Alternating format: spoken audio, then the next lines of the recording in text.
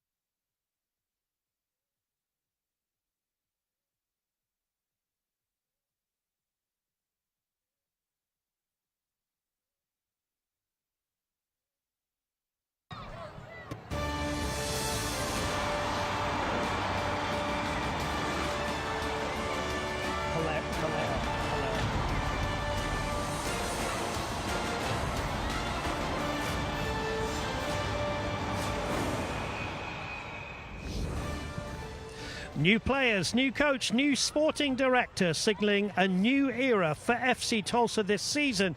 After success on the road at Phoenix in the season opener, Luke Spencer and his team will be keen to get things going well here at One Oak Field. They're up against a Tampa Bay Rowdies side who they've never beaten. Welcome into One Oak Field. Dave Saunders, Mitch Cashin guiding you through. And Mitch, it's always interesting, isn't it, to see how a new team gels together. Yeah, new team, new era, as you mentioned. But the reality is all the teams in the league are in the same boat. You got new teams, you got new signings. But when this whistle blows, we'll see what this team's made of. Now, talking of new players, we're going to look at 3 FC Tulsa new signings, starting with the midfielder, and that's Giordano Coley. Yeah, Coley, they're very excited about him. He's a great signing, comes over from the Australian League. He's your box-to-box midfielder. He's going to offer a lot of pace, a lot of fitness, but don't get fooled. He can create half chances as well and get some shots on goal. Now, coming in at the center of the defense is one A.B. Sissoko. Yeah, A.B. Sissoko, he's a great signing for them. He comes in with a big frame, sitting at 6'3". He's a huge organizer in the back. He's going to make sure his teammates are in the right spots in the right places, and he's going to be huge for them, like I said, in the set pieces. How about this striker, Taylor Carrera? They're really excited about this signing. Yeah, this signing is great. Carrera, he comes in over from New York City's second team. He's young as well. He's got a lot of excitement and potential, and they're really thinking that he can come in and make an immediate impact in this season. Tell you what, we've mentioned excitement quite a lot. It is a good atmosphere here at One Oak Field. Lots of expectations as FC Tulsa get their home season underway. We'll be back after the break with your first half call, those important lineups. It is FC Tulsa versus Tampa Bay Rowdies. I couldn't lay down, I couldn't stand up. My shoulder blade and the muscles between the shoulder blades. Bent over, couldn't stand up straight. The pain just got progressively worse. Turns out that I had scoliosis. When I walked into Tulsa Spine and Rehab for the first time, I definitely felt very welcomed. Dr. Riley, I just made an automatic connection. He's going to take care of you and your needs and get you going. I walked out of here and I didn't have a crick in my neck anymore. There is truly here the desire to help people get better. What does it take to safely transport 1/3 of America's natural gas? To meet the ever-growing energy demands of revolutionary technologies? To cleanly, reliably, and affordably power the world? It takes experience, 117 years worth. Experience that helps society move towards brave new horizons in technology and innovation that continues powering the future of our nation and the globe. Experience powers us.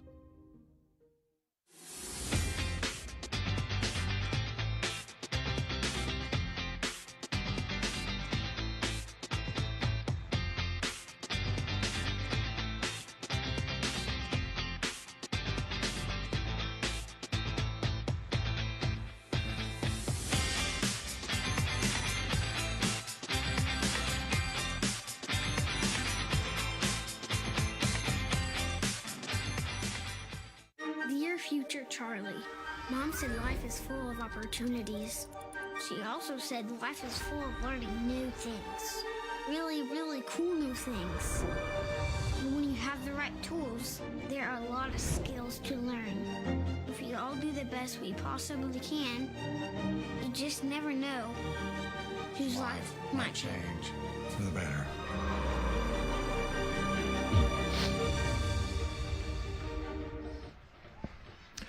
Tonight's match is presenting sponsor of Tulsa Spine and Rehab. Also, tonight's match is brought to you by Ascension St. John, presented by Ascension St. John, by Bill Knight Ford, home of the Knight Advantage, by Williams, we make clean energy happen. Well, welcome in 2025 home opener for FC Tulsa, as we said, a new era. Let's have a look how they line up. And alongside me is Mitch Cashin. And Mitch, it's pretty simple. They keep the same lineup as they did in Phoenix. And let's have a shout out for the goalkeeper, Peñaranda. Yeah, Peñaranda. He got goalie of the week, player of the week. That's a huge accomplishment for him. Big accomplishment for the team.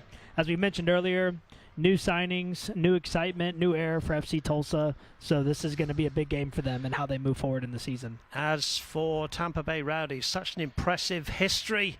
And they too, despite losing their first game 1-0 in Las Vegas, they are unchanged as well. So look for the likes of Bassett, Arteaga and Passias up front. And some familiar names of Wyke and Gwilym at the back. We are pretty much set to go.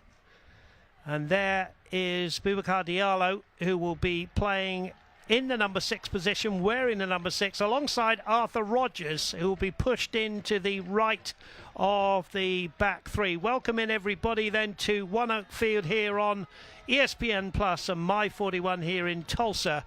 What a matchup this will be. A team that FC Tulsa, as I said in the build-up, have actually never beaten. Here they go then in their all-black strip, playing from left to right on your screens against the team from Florida, of course, Tampa Bay Rowdies, all in green. Harvey Sinclair back to Arthur Rogers. Arthur Rogers chips it forward. There's an opportunity early on. Stojanovic picks it up. Now the ball is spun out to the left-hand side here for Owen Darm. Will be playing in the left-hand side of midfield in a 3-4-3 for FC Tulsa. There's Sissoko, the captain, who goes down under the challenge from Ollie Bassett. And we mentioned Sissoko, Mitch Cashin. He's the captain. He's coming new to the club. He will organise everything and be the rock at the back. Yeah, he's definitely going to be the rock, as you mentioned. He's going to come in, make sure his players are in the right spot. As I mentioned earlier in the pregame, he's coming in. They have him cited at 6'3", big frame, big guy. He's going to win a lot of those balls.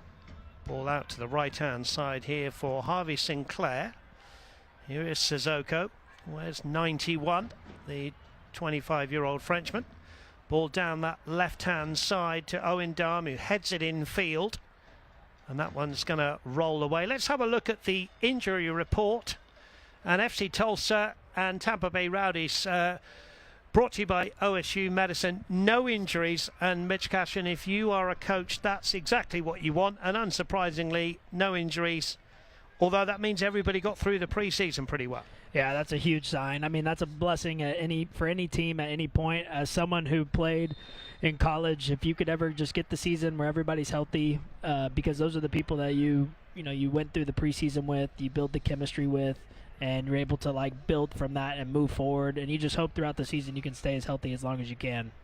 Ball is in the centre circle, not to the left-hand side. That was Blake Bodley, who's wearing 11 on that left-hand side. Good match-up, that one, with Harvey Sinclair for FC Tulsa. Now down the Tampa Bay Rowdies' right. Ball in field to the experienced Manny Arteaga. Very experienced, of course. Here's Lawrence White, second spell with Tampa Bay Rowdies. Moving the ball well. And now raking ball to the left-hand side, but there's Harvey Sinclair, who heads that one out.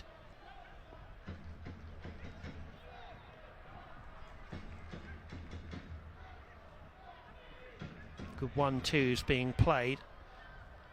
Ball into the areas, headed away by Sissoko, and that's going to be out for our first Katrina Freshmax corner for the away side. And there is a look at Luke Spencer. It's his first head coach role. He was promoted there in November of 2024. He was assistant last season to Mario Sanchez. Played for Lou City, and he was kept on the technical coaching staff, and FC Tulsa are very pleased to have him because he's a much sought after coach, and we wish him every success. And he's had a great start to the season with a 1-0 victory in Phoenix. The corner will be taken by the Scotsman Cammy McPherson.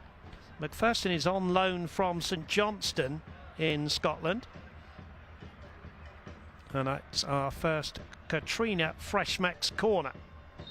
Plenty of movement in and around the penalty spot, as you would expect. Right arm aloft from McPherson. It goes to the back post, and there's a free header back in field. Well, Carrera got round the back. Arteaga, got round the back there. And Mitch, that was a well-worked corner, but he had a lot of space, an unchallenged header. Yeah, total lack of communication by FC Tulsa right there. Great ball by McPherson to play it to the back post where Arteaga was able to come around all alone. Honestly, he had time to maybe even take it down and put in another ball or get a shot off, but ultimately can't fault him for the decision of just heading it back into the box. There's another Scotsman, Robbie Nielsen, who played his football in Edinburgh for Hearts. Was also a very successful coach for Hearts, and also Dundee United won the Championship, which is the league below the Premiership in Scotland. A very nice man. Got to talk to him before the game. Was looking forward to the game. Ball goes through to the man wearing the pink shirt, and that's Peñaranda, who Mitch has already said, picking up really where he left off last season for FC Tulsa, and picks up the first Team of the Week award. Only made a couple of saves, but they were important saves in Phoenix. Just a fantastic signing. He was actually born 3 days into the millennium in Long Beach, New York.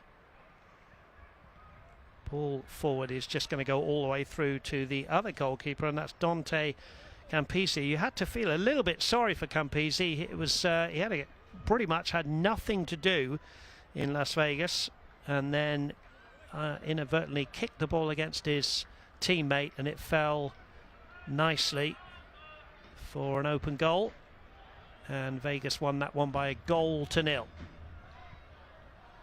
Tampa Bay Rowdies were saying, Mitch, that they thought they played well in that game, and they obviously disappointed to lose, but you know, when you're early on in the season you play well, I mean, that's important too, isn't it? That's huge. And I mean, we talked to them before the game, obviously, and they were disappointed with the result and how the game went, but they were very happy with, you know, the 85 minutes that they played. It was just a bit unfortunate to have the game end the way that it ended, and then just lack of focus. Arteaga. Bassett slips it through. It's into the box and away by Sissoko. FC Tulsa under pressure, but that one's going to go out for a goal kick. We know how good this Tampa Bay Rowdies side are, Mitch, and they certainly come forward in numbers and quickly. Very quick. I mean, as we've seen in the first 5 minutes, I mean, they're coming right here. Tries to put a ball, slip it across through the back post. Looking for Bodley, but unable to connect with them at the end. Arteaga, just going back to that corner, had a lot of space. They worked it to the back post, And it's something FC Tulsa will want to be shoring up, keeping a clean sheet in the first game. Would love to do it here at One Oak Field in this home opener of the 2025 season. That one comes off the Englishman Lawrence Wyke. And it will be a throw-in for Owen Darm. Darm, the 21-year-old, was on loan from Lou City last season, very highly rated by Mario Sanchez, who was the head coach last season, now heading up the youth academies here at FC Tulsa. And he thought very highly of the young man, and now he's been signed by FC Tulsa. Yeah, and Owen Dom, he's got to be added to that list of players we were talking about at the beginning of the game. He comes in young, 21 as you mentioned, and he's rapid on the outside as an outside back, and someone that you can really count on even at a young age. Had a look then at Pacific Neon Gabiri, who wears 7, plays on the right-hand side of the 4. It's a header away from Arthur Rogers, and we have our first offside of the game. Gear assigns are industry leaders in visa processing for professional athletes. They work hard off the field for the players to succeed on it. Reach out today for your organisation's consultation. Free kick then, Arthur Rogers.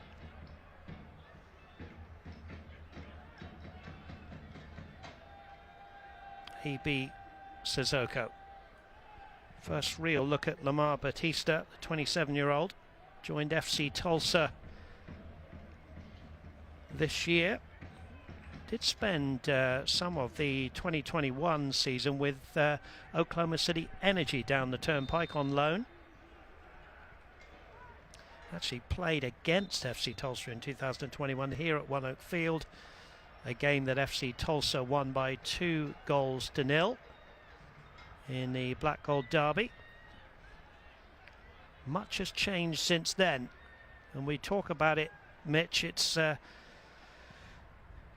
know, we said in the Open that lots of different players, a new, you know, head coach, but also what about Caleb Sewell, who's come in, sporting director and general manager, and just overseeing everybody. The Australian, got to meet him, and now a giveaway. Here's FC Tulsa with a first opportunity. Good block, headed by Stojanovic now.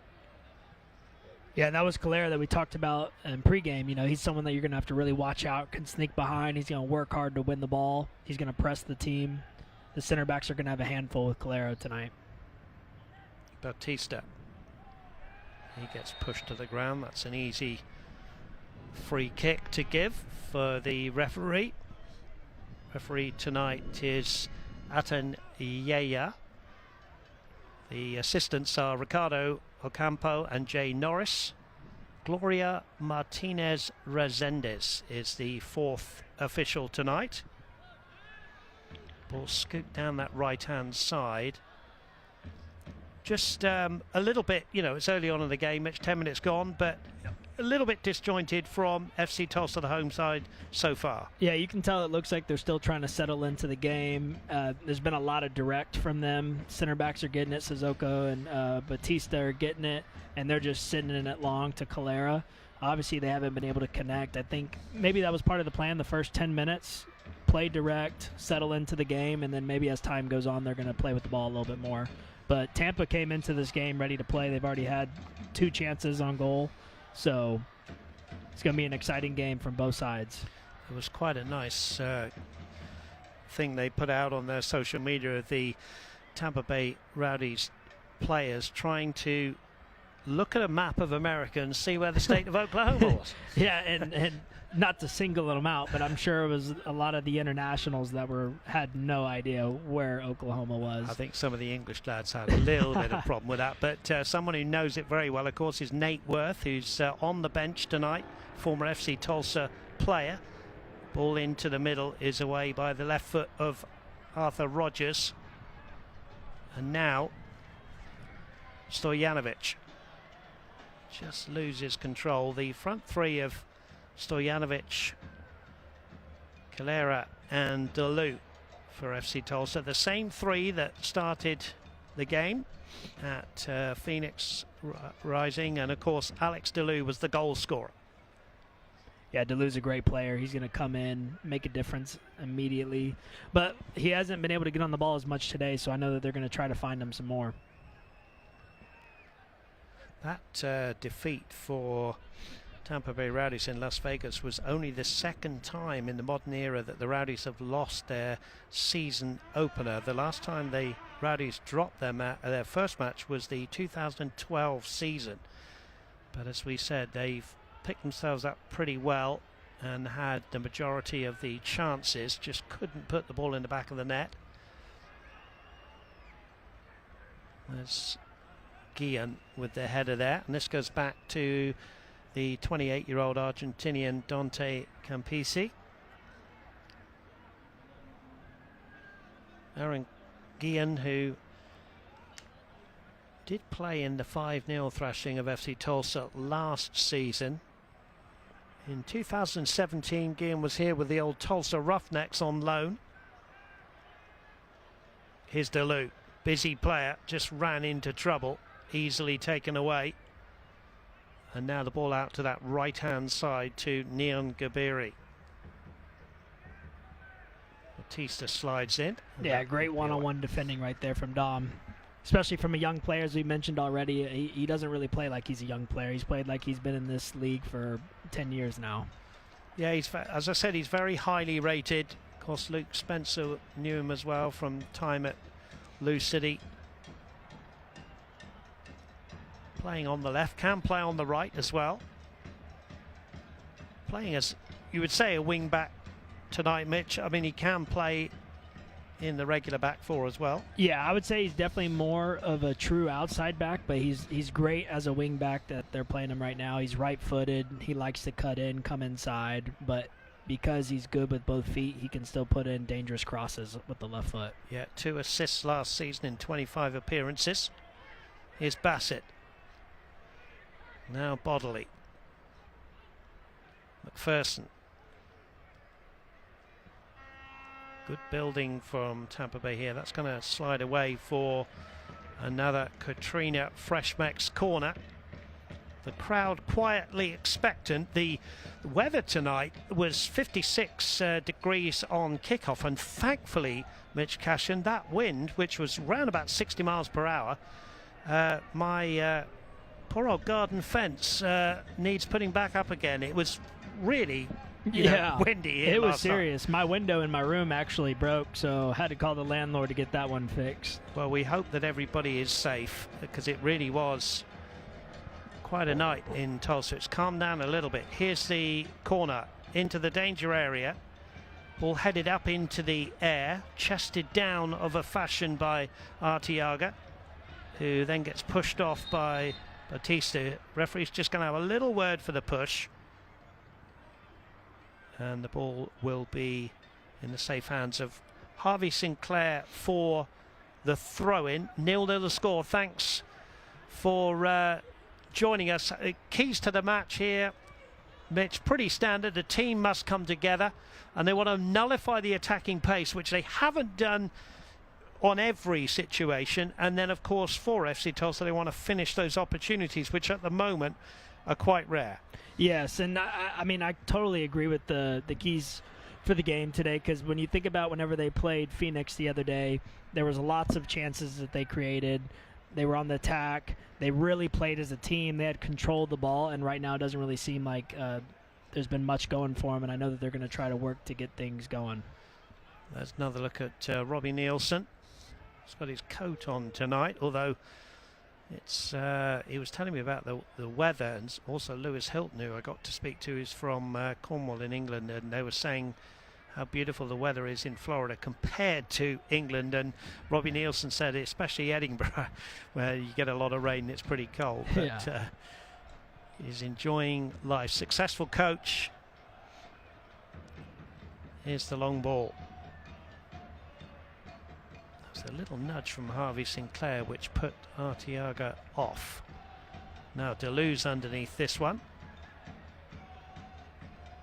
That's good play from Castellanos to win that one back, and it's away by Guillen.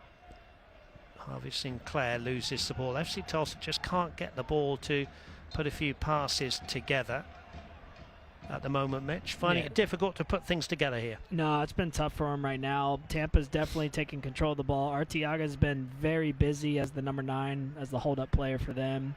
McPherson, I mean, he's been box to box, running all over the place. Anytime he touches it, something special is happening.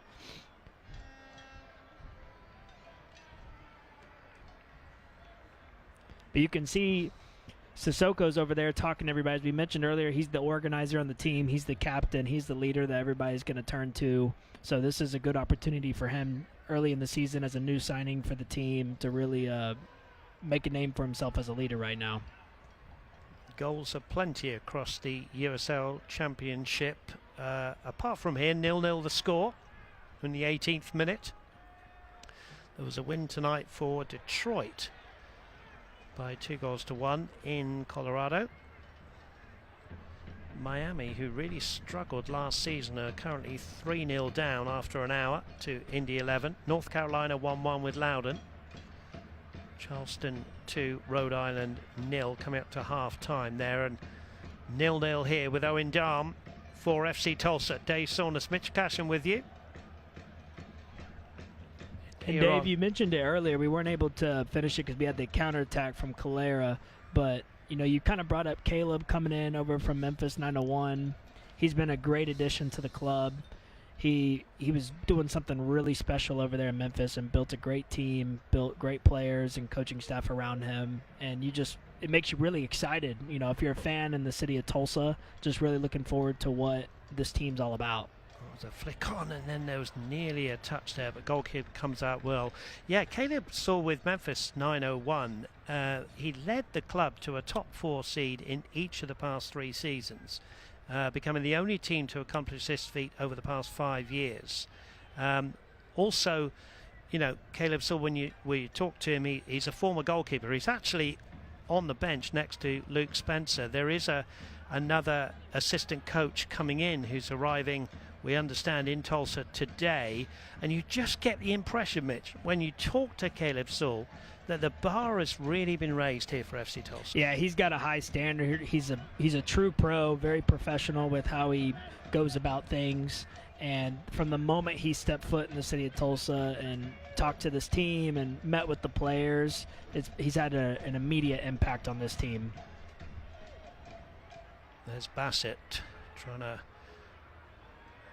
thread that ball through. Passius it was, he got on the end of it. Now on the right hand side is Neon Gabiri up against Owen Darm. That's a good battle. You look for battles all over the field, and that's one of them to watch out for. Darm gets a footed. White has the ball in hand. Lawrence White from Bolton in England was a youth at Manchester United. As the ball goes away for a goal kick. Yeah, McPherson's looking at his team right there, really wanted him to come crashing on the goal, but I also know, look, from this angle, he was definitely shooting that. Ascension St. John, presented by Ascension St. John. As we are playing the 21st minute here at One Oak Field.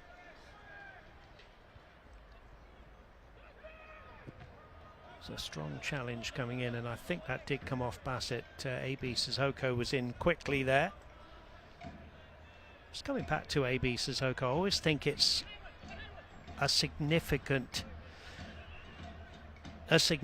with a new squad when somebody comes in and immediately they're made the captain, and I think Sissoko is just one of those leaders that they're going to look to this season.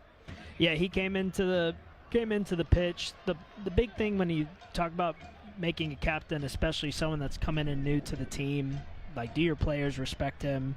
Do they look to him whenever things aren't going well? And he's that guy for you. He's going to make sure everybody's doing what they're supposed to be doing. He's going to make everybody better around him, and he's going to be a good player for them. Alex DeLue gets the first LaCourse Law yellow card. Let's just have a look at the replay, and Mitch Cashin, you be the referee. Yeah, DeLue's a bit frustrated. Let's watch this one again. Yeah, McPherson tries to blow by him. Not tries, actually does blow by him. And DeLue, a little shove to the side. Not really actually from the side, really behind him. I think that's a fair call from the referee. Cammy McPherson had 5 years at St Mirren in the Scottish Championship and Premiership. Made his debut for Tampa Bay Rowdies last week. The Glaswegian. Yeah, he's been an exciting player to watch tonight. Yeah, he's a good player, isn't he? Good caliber player for Robbie Nielsen to bring in and play in the USL Championship.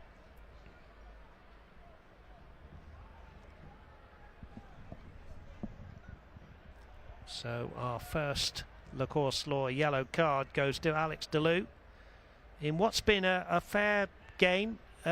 Both teams wanting to play the game, Mitch, in the right way. Not too much for the goalkeepers to do so far, but a good game. No, it's been a quiet game.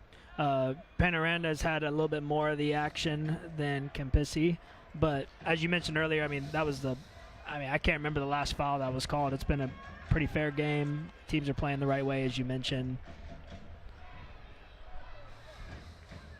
And it's actually starting to settle down. It was a lot more direct, I felt like, the first 10 minutes. Now it seems like both teams are trying to play.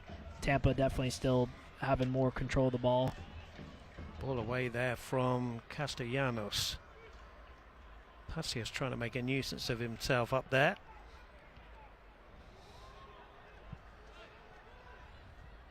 And that one will be out, and Stojanovic wants a throw in. Now there's an injury here for one of the Tampa Bay Rowdies players. I think it might be it's Aaron Guillen, isn't it? Yeah, Aaron Guillen.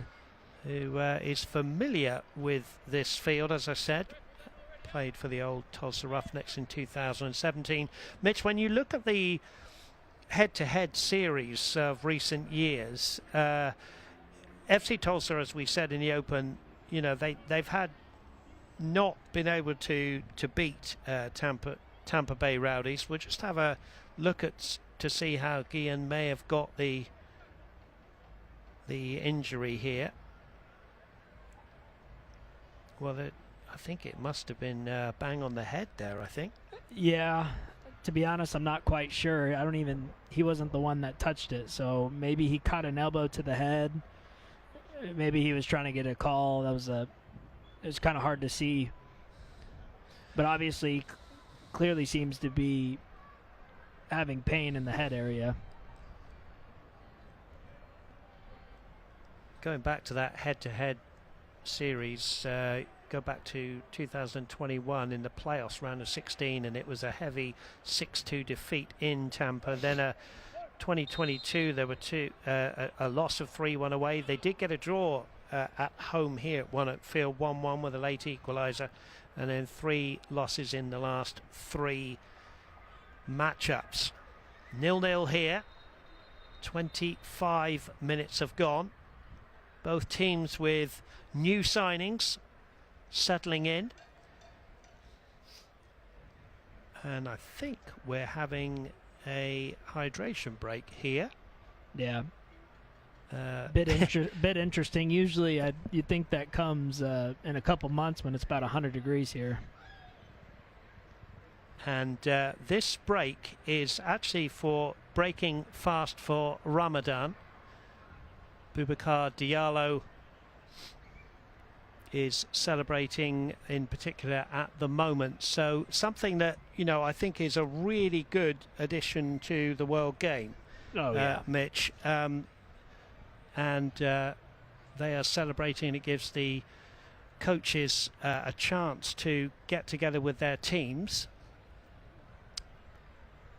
The hydration break rules, like you say, Mitch, when the temperature gets high, is around about 95 degrees. And you've played in those sort of temperatures here in Oklahoma. You certainly need that break and getting that liquid on. Yeah, when it's that hot, you have to. It gets very tiring running back and forth all day whenever it's 100 degrees. But, yeah, I mean, this break, it's awesome for the game. It shows that, it really respects people's backgrounds and where they come from and the way that they try to live their life. 0-0 the score, and it's 26.5 minutes gone, and the referee will restart the game.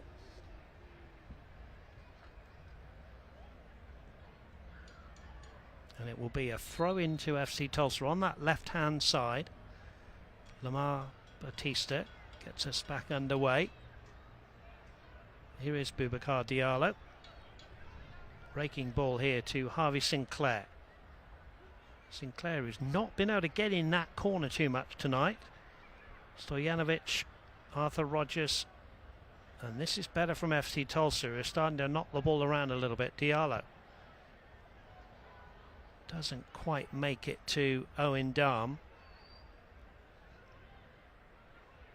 Now Lamar with Passios. Lamar was too strong. Here's AB Sissoko.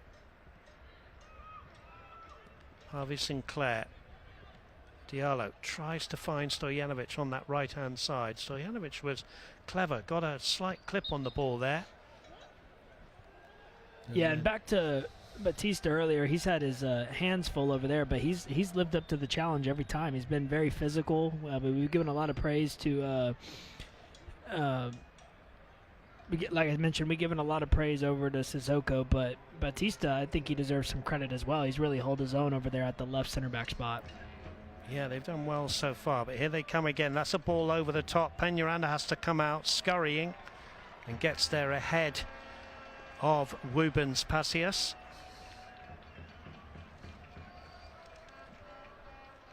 Peñaranda wearing 99.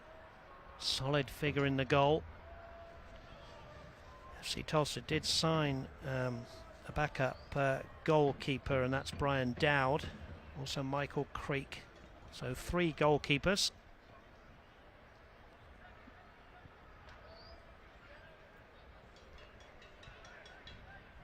Taylor Carrera hasn't had a lot of balls to feet. It's been well shackled, but he will want to get in the game. Here's Owen Darm trying to go through 2, and the referee says that will be a free kick. And not only that, there's going to be a yellow card shown. The Lacoste Law yellow card. Maybe we'll see who that went to. It either went to that man, Neon Kabiri. Let's see, Mitch, who committed the foul. Yeah, I think you're right. I think it is Neon Kabiri. Yeah, right there. Great. As I mentioned earlier, Owen Dom, he likes to cut in. He's right-footed, playing at the left wing-back spot. Very dangerous player. Cuts in. And Pacific tries to get in between them, puts his body in between them, but ultimately he's a little late. Dom already in front of him. Easy call for the ref. And it's his birthday today as well. So he gets a card on his birthday, but not the card he was perhaps looking for. You'll take that over a red card, though, that's for sure. There you go. Got to be careful, of course, once you've had that yellow card. Here's the free kick to be taken by Giordano Coley. FC Tulsa with a chance here to get something on goal. It's towards the back post. The flag's up anyway. But FC Tulsa trying to work the goalkeeper. Yeah, Alex DeLuke trying to come in with the bike right there. That was pretty cool. As the world demands low-cost, low-carbon energy, Williams will be there with the best transport, storage and delivery solutions. Williams, we make clean energy happen. Yeah, here's the replay right here. Great ball into the box. Calera gets up. And FC Tulsa on the break here again. Stojanovic will win the corner. Wanted to play a low ball in, but it was blocked by the defender. And FC Tulsa have their first Katrina Freshmex corner of the night. And there's another yellow card being shown. And I think that yellow card, the Lacoste Law yellow card, was for Manuel Arteaga. Yeah, and Arteaga's been busy all night. That one looked more like maybe some words were being said. I couldn't tell if it had anything to do with the play. I think if we can get a camera on that group of players around about the penalty spot, there's a whole host of players as this corner comes into the box. Towards the back post, Batista into the box, stooping header. Owen Darm now will chip it towards the penalty spot, and the flag goes up. And it is an offside. They've clearly been working on that in training. The players were so tightly packed together. Yeah, it looked like they were trying to draw some confusion by Tampa, getting close, setting some picks. The referee will want that one back inside the 18-yard box. 0-0 the score. Thanks again for your company. Dave Saunders, Mitch Cashin with you here on My 41 here in Tulsa and also on ESPN Plus.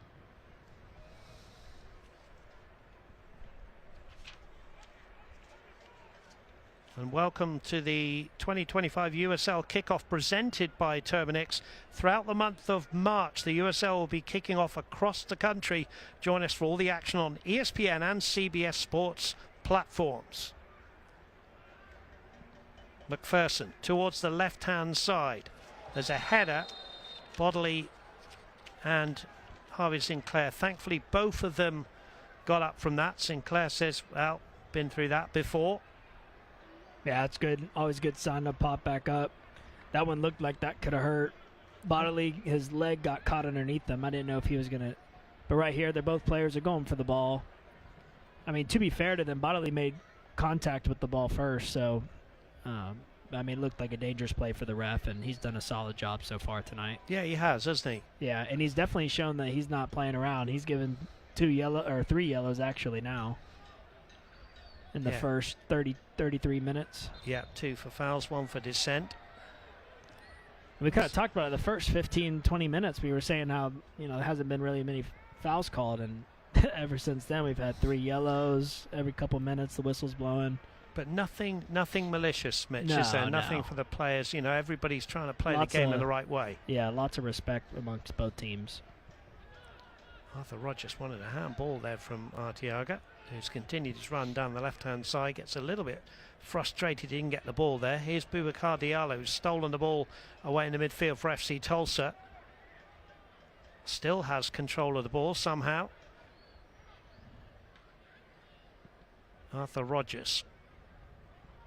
Diallo out to Owen Dime. He's got a little bit of space on that left-hand side.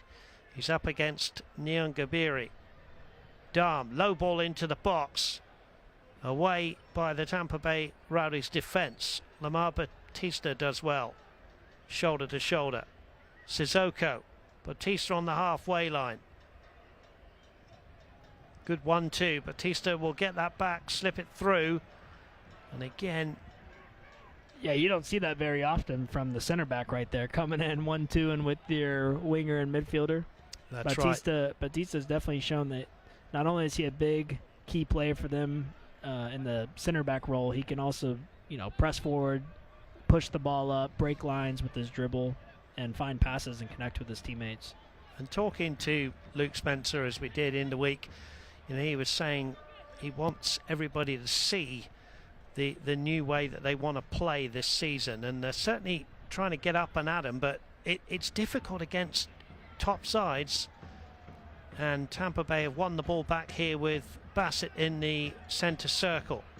Bassett threading it through. Beautiful ball. Looking for Bodley. Bodley, early left-footed ball. That's going to go across and out. But what a ball from Ollie Bassett. Yeah, Bassett's been all over the place. Coming over from the right side of the field to the left. Finding Bodley. I mean, Bodley's going to definitely want that one back. He was clearly frustrated with himself after that cross.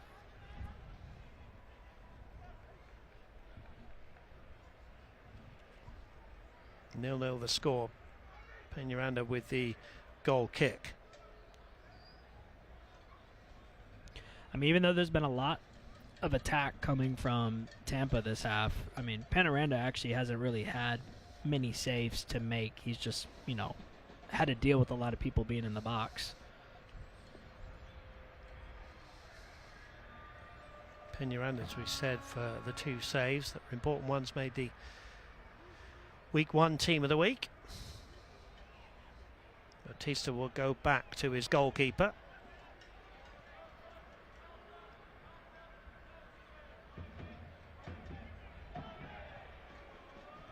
There's looked like a hack down. The referee said no foul. Here's Arteaga. Scoops the ball across the far side to Passios here. Passios to Bodley. Bodley to Guillen. Again, had to stretch there. He was under pressure from Calera. Calera's found it difficult, Mitch, to get into this game. He's working very, very hard, but he's just not had any balls in defeat or any balls to run onto. Yeah, I mean, his work rate's been exceptional this whole half, but as you mentioned, I mean, FC Tulsa struggling to connect with him, find him to hold the ball up, playing 1-2s off of him, finding him behind. Every time they try to play direct to him, it actually just goes straight to the keep. Here's the lively Bassett. Bodily. And that, thankfully, off Arthur Rogers, goes into the grateful arms of John Peñaranda. But we say again, Ollie Bassett is just, you know, he's just kind of running the show a little bit in the midfield. McPherson and Bassett, I mean, they've been working off each other. Bassett playing a little bit higher than McPherson over here, and he's been all over the place. Someone getting the ball, playing quick, 1-2 touch, finding players in behind, breaking the lines in between the FC center backs, Sissoko and Batista. But, I mean, great block by Arthur Rogers, because, I mean, if it wasn't for that, he had Arteaga just coming in, and that would have been an easy one touch into the goal. Batista goes back here to Peñaranda. Peñaranda kept 7 clean sheets last year. He's already on 1 for this year. Signed halfway through the season from Northern Colorado Hailstorm. There's Batista with the throw-in down that left-hand side. Owen Darm hooks it on. Lawrence Wyke is there for Tampa Bay Rowdies. Ollie Bassett stolen away from him. Here's Delu. Gets a 1-2 with Coley. Stojanovic, his first touch just let him down there. Yeah. Field's not great on that side. Bassett is just all over Boubacar Diallo. Giordano Coley wearing 26, as we highlighted in the open. Here's another player we highlighted, is Calera, who's trying to go around them all inside the box. Arteaga finds Bassett. Bodley thought that he was mowed over there by Harvey Sinclair.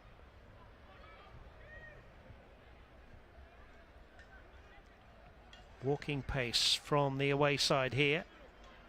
They've had the majority of the possession.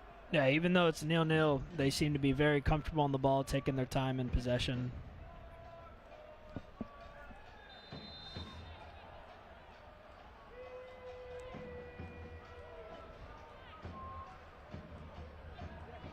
Yeah, Batista again coming in, plays with a lot of physicality and a lot of passion. I mean, tonight's match is brought to you by Tulsa Spine and Rehab, a team of specialists in one place, providing lasting pain relief. Thanks again for joining us here on ESPN Plus and My41. Dave Saunders, Mitch Casham with you in this home opener, where it's pretty much stalemate at the moment, but of course we know in this wonderful game of football anything can change very, very quickly. Here's a free kick from Cammy McPherson up into the night sky, drops into the box. Arteaga was underneath it. There was a foul by Lawrence Wyke on Owen Darm, and FC Tulsa will have a free kick as we are running up to the half-time break. Stay with us as well for the Williams half-time show. We'll look at news and notes. We'll have a look around the scores, and we'll show you some highlights of this first half. As we said, no, the goalkeepers haven't really been worked as both coaches would like, but I guess, you know, with 2 good defences on display, the score is about right, Mitch, isn't it? No, I think the score is fair. I mean, both teams are playing hard. I think Tampa definitely has had the better of FC Tulsa this half thus far.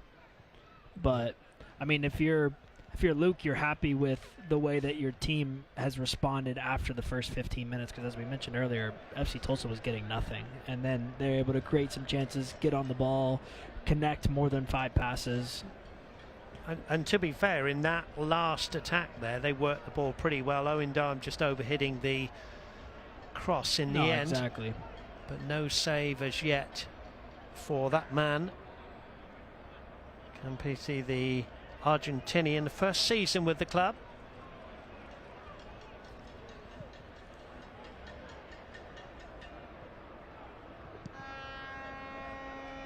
spent the bulk of his professional career in Paraguay and his native Argentina. Free kick for the foul. Coley the man down. Yeah, and Coley's one of the players that we talked about earlier pre-game, coming over from the Australian League. You know, Luke and Caleb very excited about him, box-to-box midfielder. Yeah, interesting thing about Coley, he played for the Perth Glory in the A-League. As Deleu is through here. Deleu, can he get a shot at goal? Deleu still the ball, and he's just put it wide. It's very similar to the chance he had and scored in Phoenix when there was a giveaway, and he did everything right apart from the finish. Alex Deleu, closest FC Tulsa have come.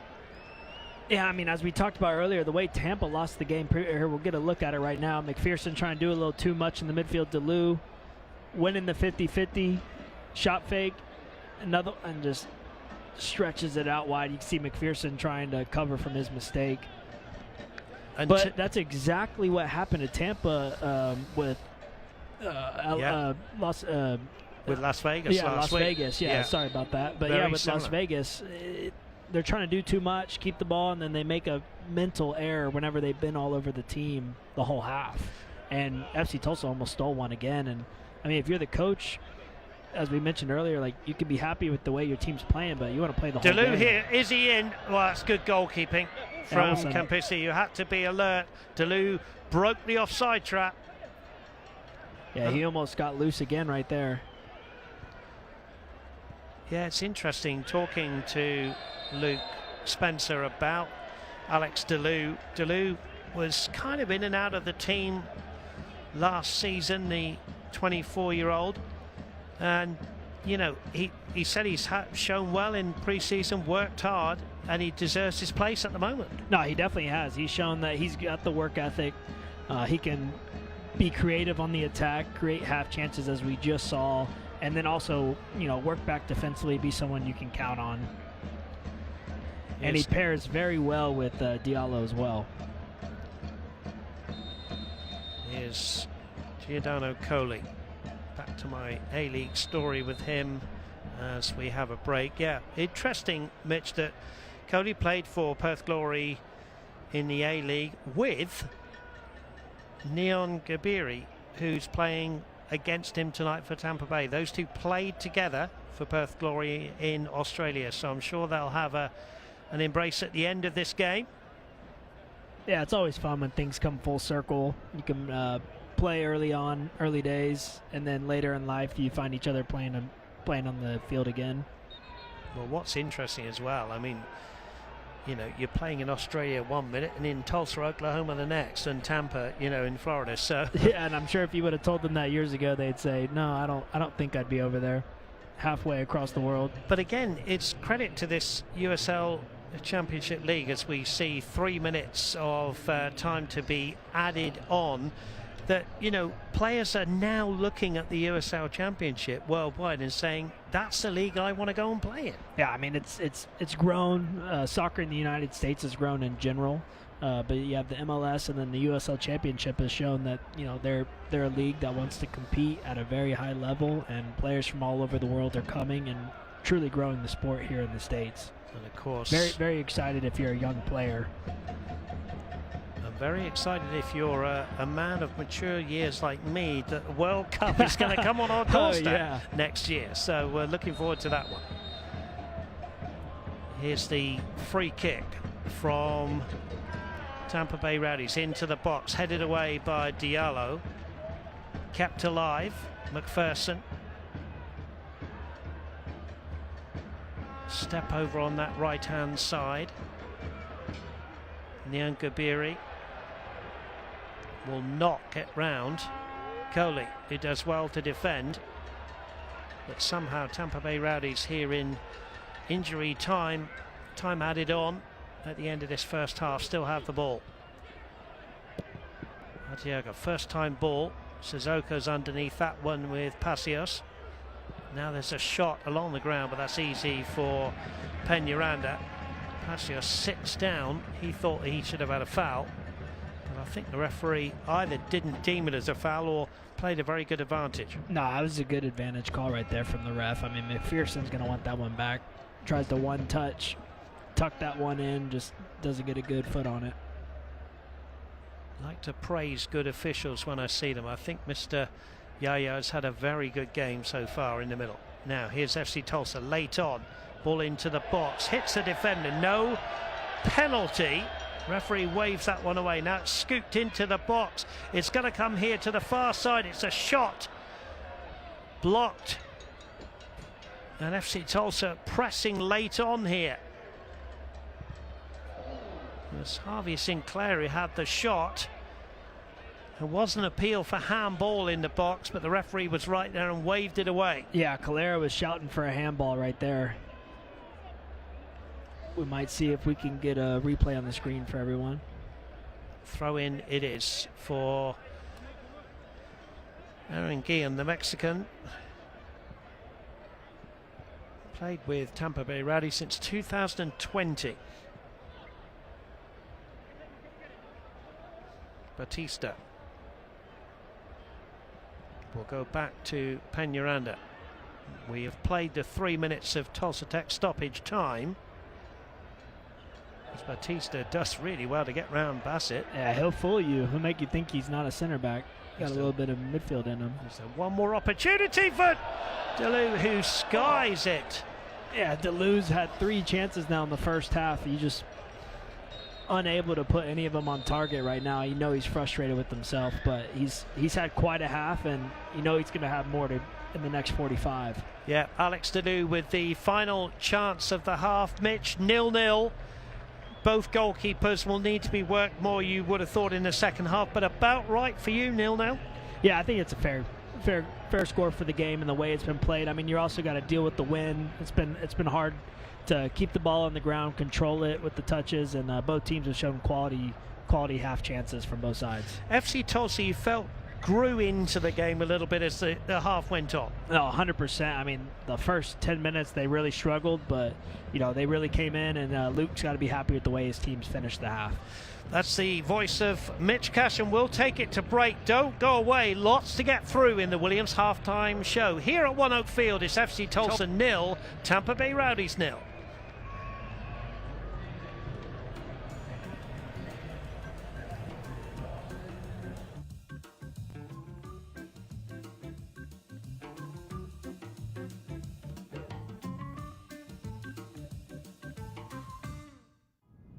Hi, I'm Ryan Knight for Bill Knight Mitsubishi. Tax season is here, and we want to help you do more with your money by offering incredible savings. Like the new 2024 Outlander SE, starting at $29,769 or $399 a month. And every new Mitsubishi comes with a 10-year, 100,000-mile warranty. Come by today and experience a level of customer service built on honesty, trust, and a genuine commitment to you. That's Bill Knight Mitsubishi and BillKnightMitsubishi.com. Join me as I take a deep dive into the least consulted ticketing app in history, SeatGeek. Did SeatGeek invent the ticket? No, but we do make them work. Drum roll, please. Ooh, how do I use the Seat View feature? It shows seats with a pole blocking the view. Don't buy those. What if I want to sit behind a pole? Buy those. Join me as I bore you to death with a series of interviews about a ticketing app that just does what it's supposed to do. When I come home, it's like I feel like I'm in my dream home. I've been doing a little research on HELOCs, and I went to Oklahoma Central Credit Union. They were wonderful. We've added pretty much a new addition to our house. We didn't even have to pay the closing cost. They paid it for us. So I've been with Oklahoma Central for quite a while. I'm not going anywhere else.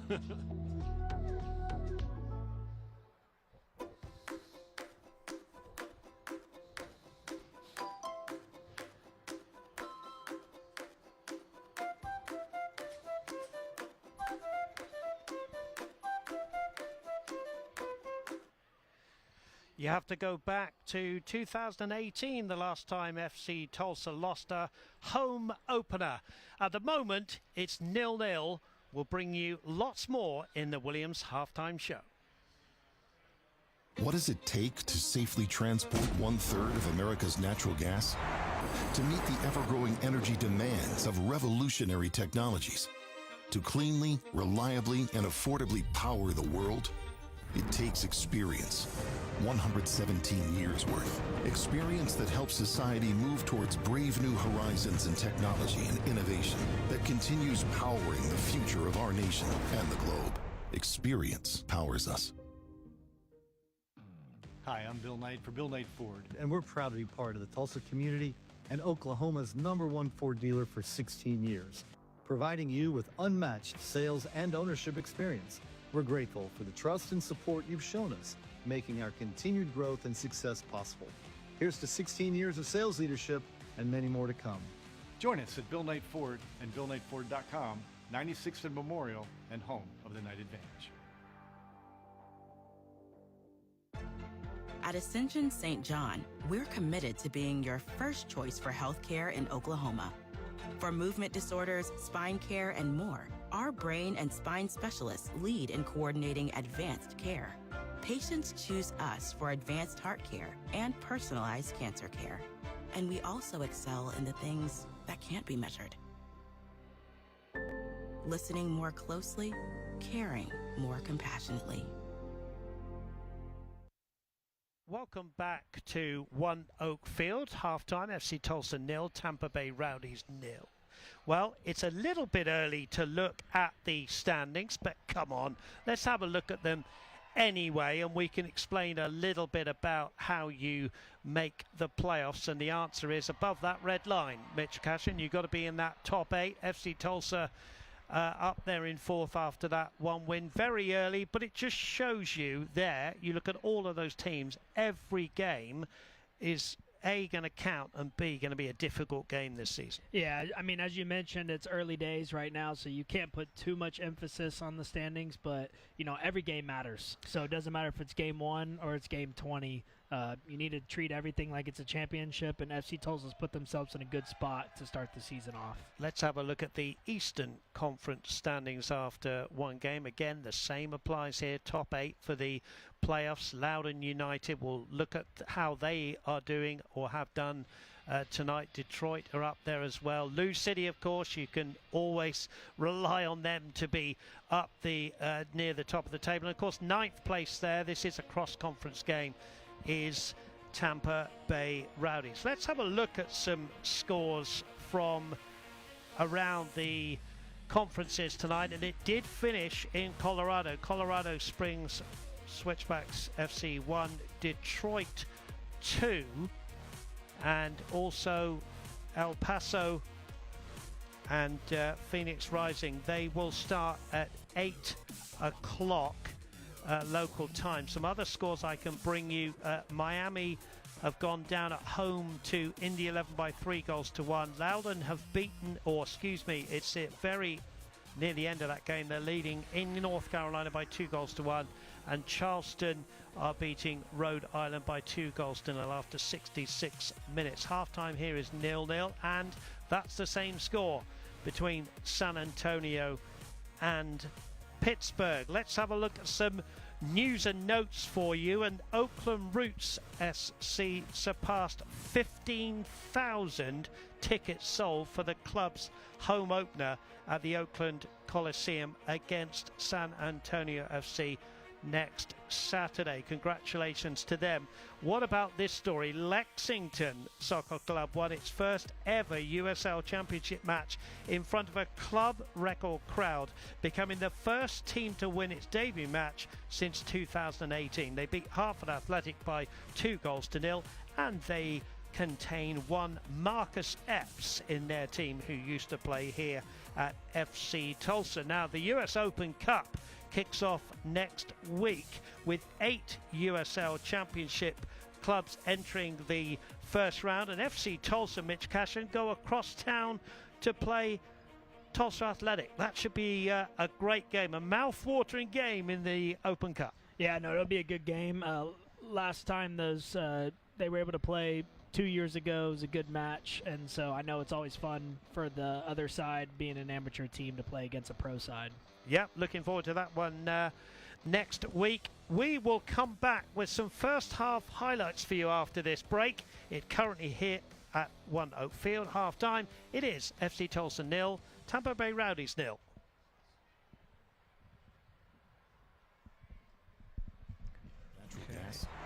To meet the ever-growing energy demands of revolutionary technologies, to cleanly, reliably, and affordably power the world, it takes experience.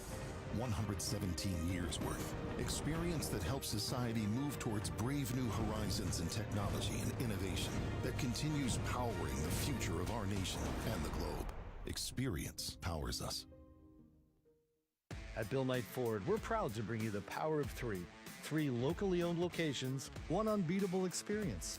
With Bill Knight Ford of Tulsa, Stillwater, and Bartlesville, you have access to a wider selection of vehicles, more service options, and a dedicated team ready to help you at every turn. Convenience, value, and top-notch service, at home or at the dealership. Visit any of our locations or shop BillKnightAuto.com. Experience the power of 3 for yourself. That's Bill Knight Ford, home of the Knight Advantage. At Ascension St. John, we're committed to being your first choice for healthcare in Oklahoma. For movement disorders, spine care, and more, our brain and spine specialists lead in coordinating advanced care. Patients choose us for advanced heart care and personalized cancer care. And we also excel in the things that can't be measured. Listening more closely, caring more compassionately. This match is brought to you by Tulsa Spine and Rehab, a team of specialists in one place delivering lasting pain relief. By Ascension St. John, presented by Ascension St. John. By Bill Knight Ford, home of the Knight Advantage. And by Williams, we make clean energy happen.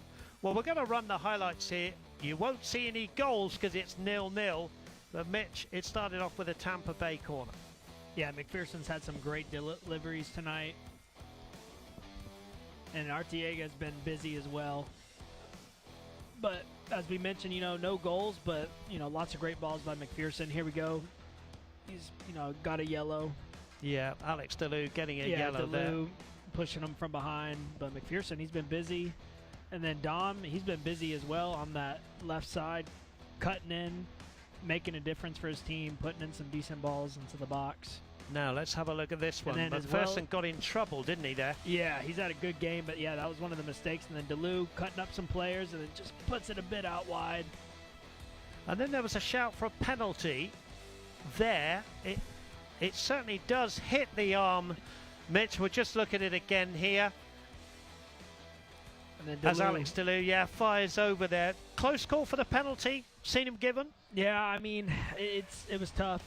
I think it could have been looked at. I think it looked like a penalty, but again, it was too close to call. You can't blame the referee for making a game time play or decision like that. And no VAR at this level, of course. Here's the halftime stats, I should say. The possession, as we said in commentary, has gone to the away side. Yeah, it's definitely been Tampa. They've had the control of the ball. Honestly, I think it was much higher than that, probably the first 20, 30 minutes. And then I think FC Tulsa really grew into the game and was able to kind of even it out a little bit more. Just hoping maybe that the goalkeepers have worked a little bit more in the second half. Yeah, I mean, both teams, I think now that they're settled in, we're going to get some shots on target. Panaranda's had some easy scoop ups, balls coming at him, not really having to move much to scoop it up. And then Campisi hasn't really had to do much at all, to be fair. Well, talking of Panaranda, let's have a look at the team of the week, and you'll see his name right there. Made a couple of good saves.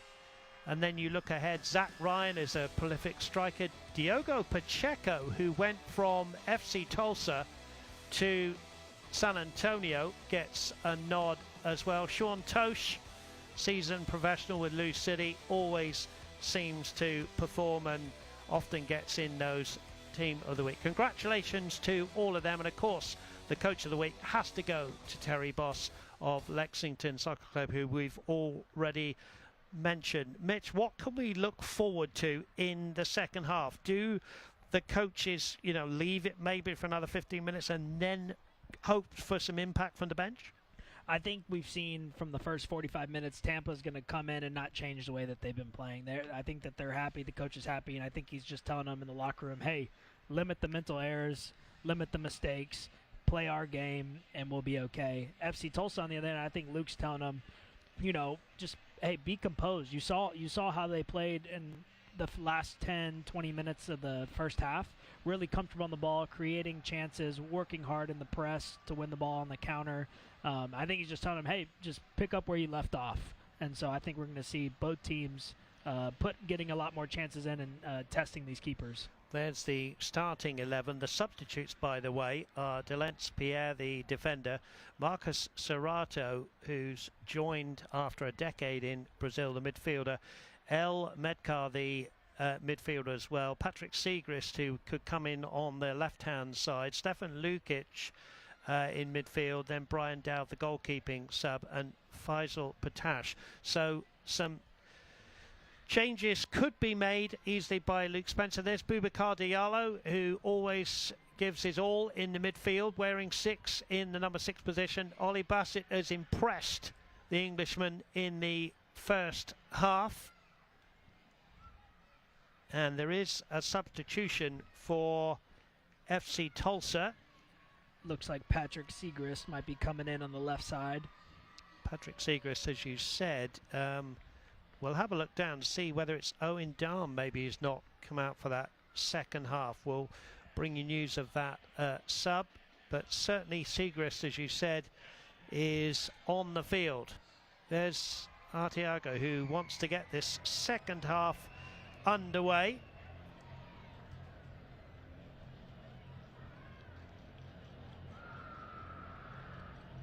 And I think you're going to get a little bit of a different play from Segrist, who's a true left-footed, left-sided left back who's going to be very dynamic in the attack, just like Dom.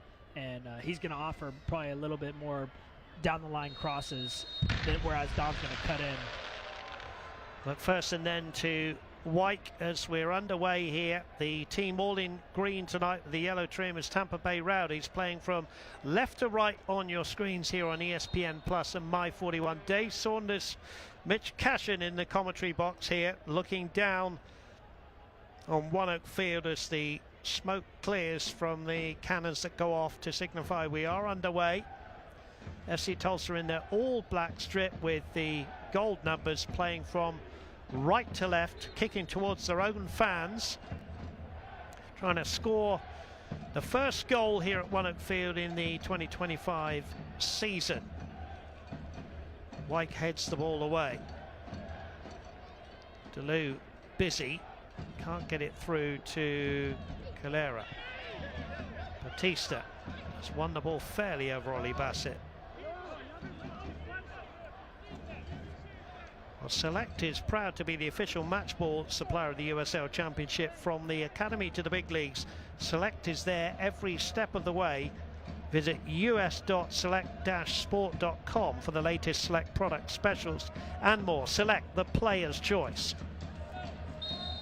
Now, that was a holding, so there will be a free kick for the visitors. There's Passias, who had a pretty good first half, the Canadian, on loan from Nashville. And there's Cammy McPherson, who's on loan from St Johnstone in the Scottish leagues. Everybody back for FC Tulsa, as McPherson places the ball carefully.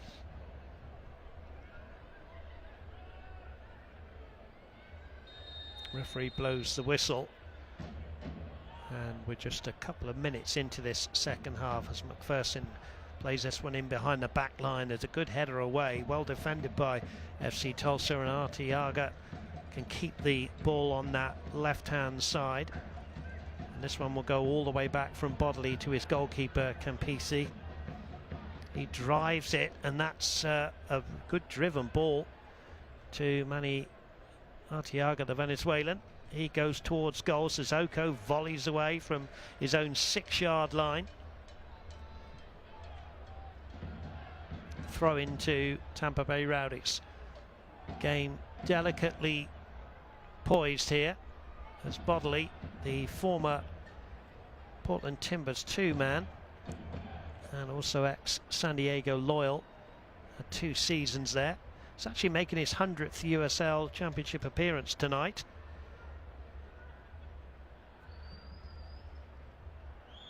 And here's Aaron Guillaume.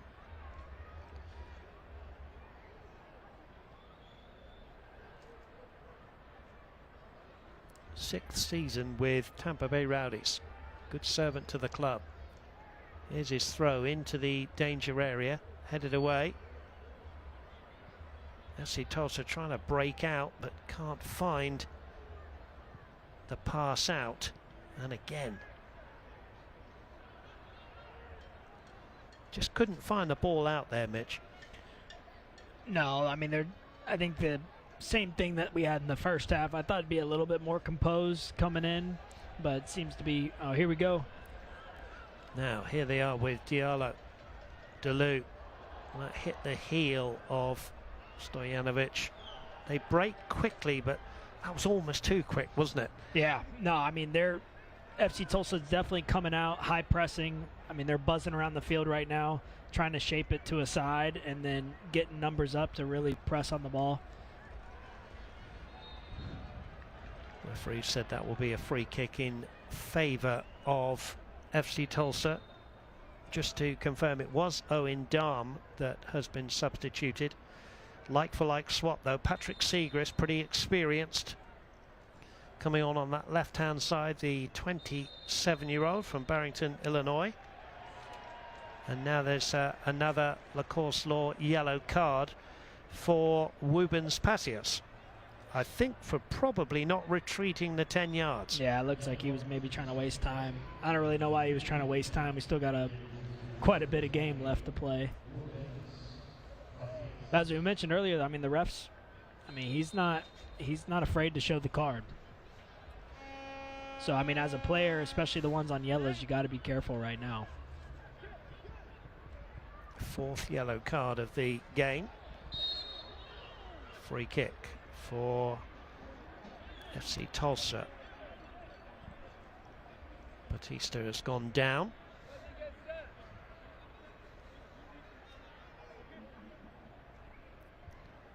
He's had a good game for me, Batista. Yeah, I mean, for me, he's been one of the best players in terms of defense for FC Tulsa tonight. I mean, arguably, maybe one of the better players tonight in general in the whole field.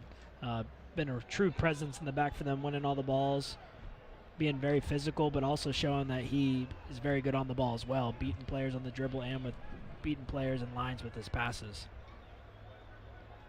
That was a clever lead from Castellanos there. It had a big shout of keeper's ball from Kabisi, and then it was nearly given away to Stojanovic. And a foul there. Haven't seen too much of Chrysostomo in the midfield. There he is.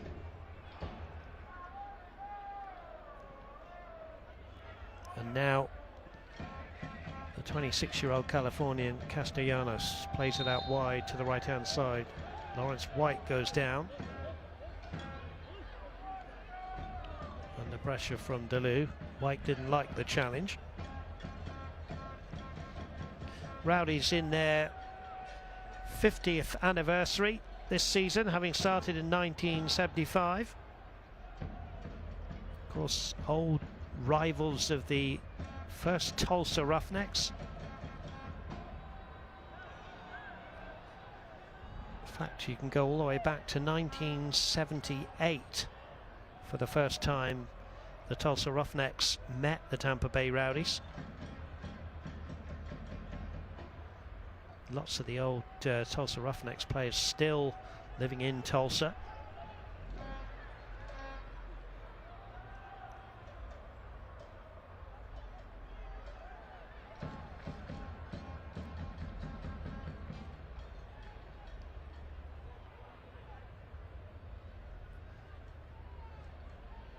Here's Bassett, who's had a really good game. Yeah, I know Tampa's going to want to get him back on the ball like they were in the first half. Him and McPherson really controlling the ball in the midfield for them. White works it out wide to Nyongabiri. White continued his run and has won a Katrina Freshmax corner.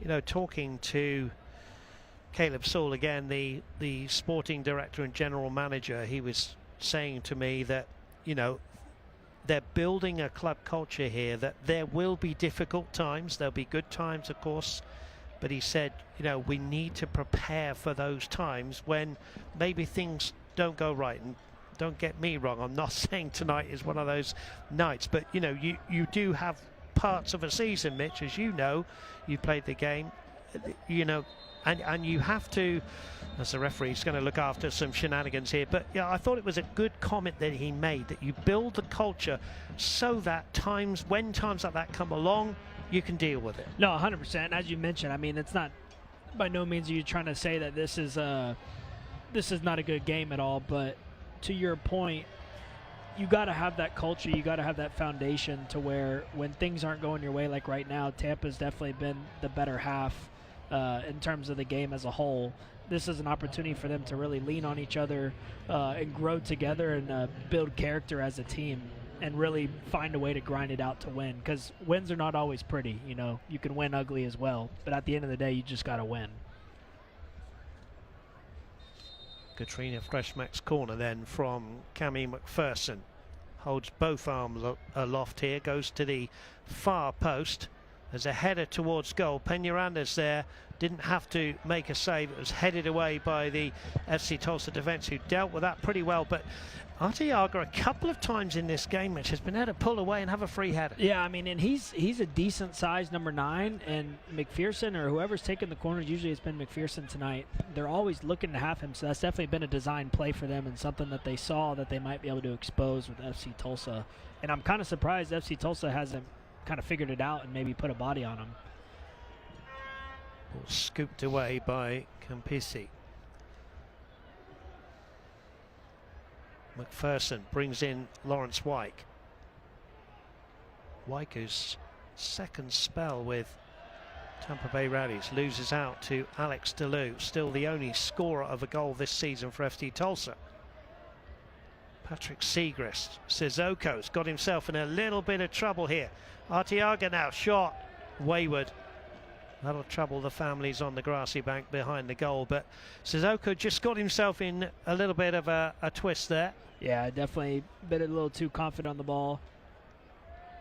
It almost looked like he was trying to play a touch or play a pass and then second guess himself, and then off balance shot by Arteaga.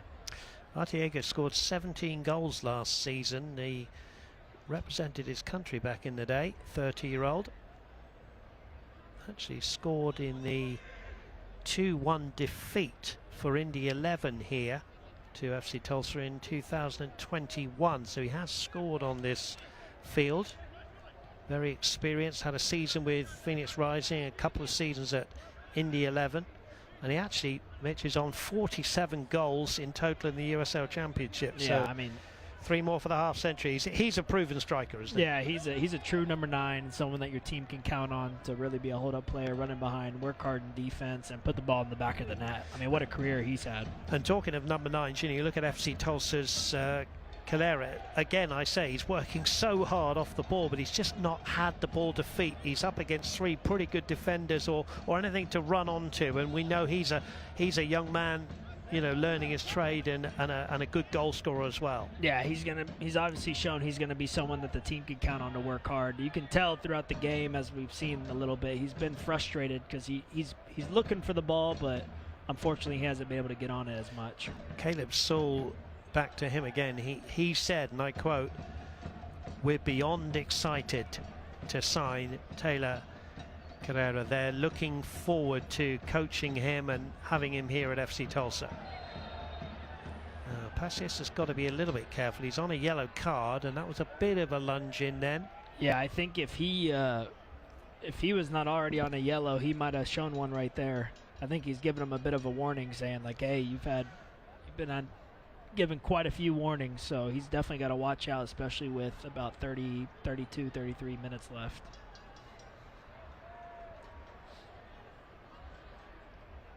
58th minute. Still no score here at One Oak Field.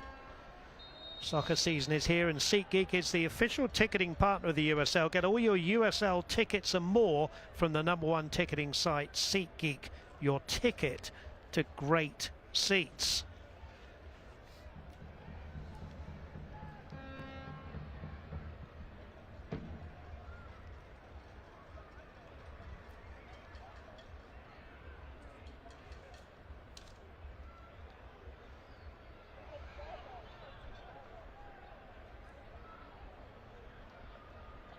FC Tulsa then with a throw in down that right hand side. Arthur Rogers with it.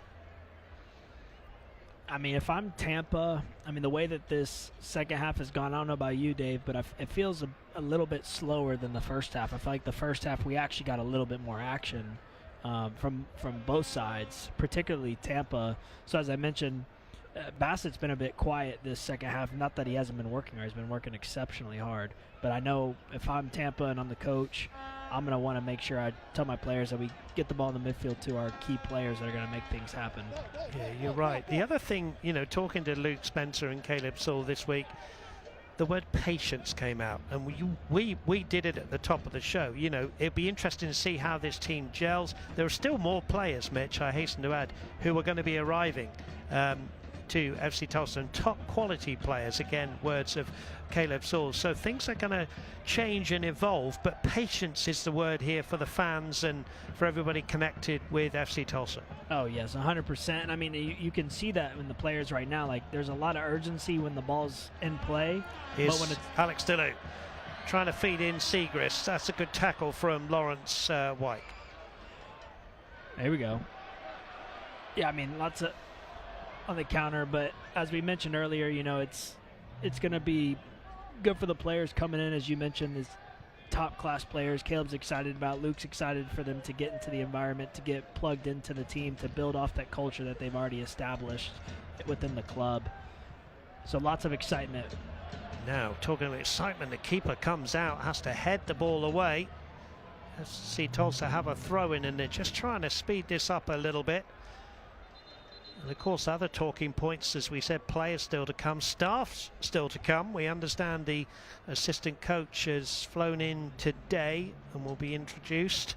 So there's new standards across the board as FC Tulsa try to create their new identity. Now, there was almost a tackle from Castellanos that could have been disastrous, but the ball in the end came off the foot of the hard-working Calera, and it remains 0-0.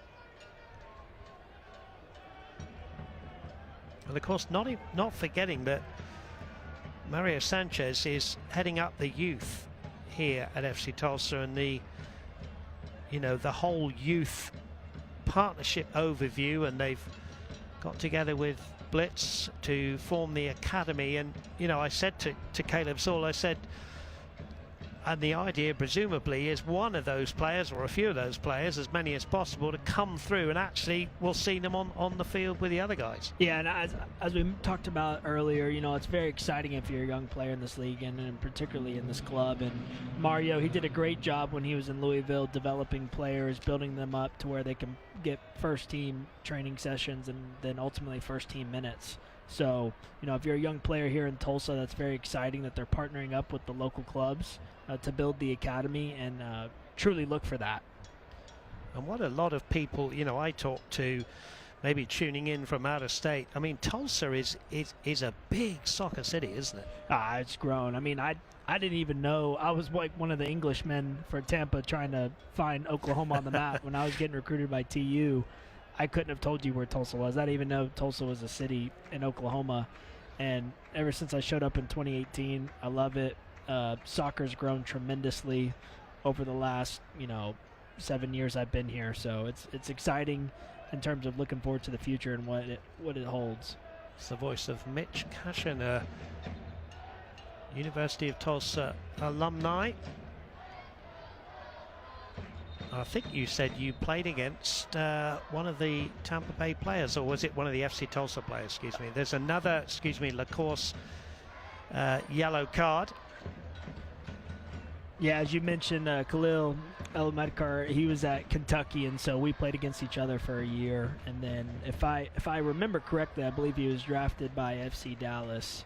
Very good player, and then found his way here in FC Tulsa this year. Now, there's going to be a couple of substitutions here.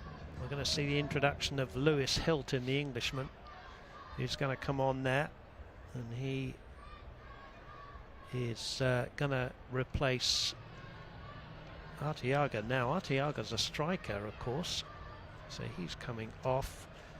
Lewis Hilton from Newquay in Cornwall, in the southwest of England. Alex Delou is going to be replaced by Faisal Batash. Faisal Batash, another Englishman, born in Westminster in London. Delou's worked hard, Mitch. Yeah, Delou's put on quite the shift, and I know he's got to be happy with the way he's played, but, you know, as a competitor and knowing who he is as a person, I know he's frustrated himself not being able to sneak one of those into the back of the net in the first half that he had. Nick Moon has come on as well for Tampa Bay Rowdies. 0-0 the score as Castellanos plays it down into the corner where Patrick Segas will see it over the line for a throw-in. Tulsa Spine and Rehab, a team of specialists in one place, delivering lasting pain relief.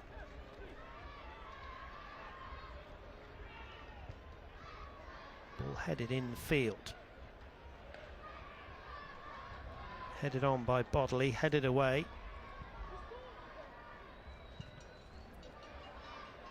Arthur Rogers booting that one up into the night sky. Game delicately poised. One piece of brilliance could win this football match, of course. Yeah, I mean, that nice thing about it being 0-0, if you're FC Tulsa, even though the game may not be going the way that you planned before the game started, you know, you could get one and get up 1-0 and really take control of this game. Now, here's a good ball.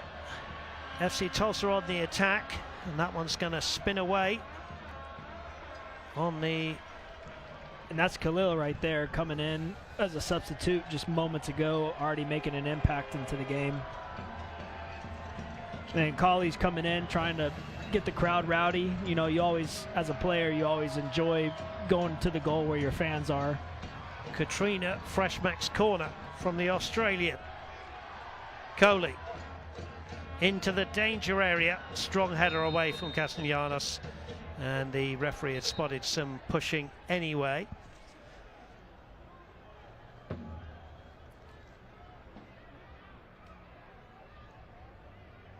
Aaron Guillen it was who got the last Lacourse Law yellow card. FC Tulsa still with Alex Delou. The substituted players were Delou and Stojanovic. So FC Tulsa, you feel, Mitch, won't change their formation. No, and I mean, it's tough to do that now. I mean, like I said, Tampa's had the most possession, but FC Tulsa still is creating chances, even in the formation that they're in right now. They're working hard. I mean, last thing you want to do is try to switch it up, especially when you've been working all preseason in this formation and in this shape where the players, you know, are comfortable. Well, eFootball is here. Live your dream, rep your team, and play as your favourite USL Championship club. eFootball is free to play. Download now. Dave Saunders, Mitch Cashin with you here on ESPN Plus and My41 here in Tulsa as Ollie Bassett tries to run down the right-hand side. Batista gets involved, wins it back a second time. Arthur Rogers to Harvey Sinclair. Sinclair, who was born in England but has represented Scotland because of his mother, who was born in Scotland. Started life in the Chelsea Academy. Second season with FC Tulsa. Here's Arthur Rogers.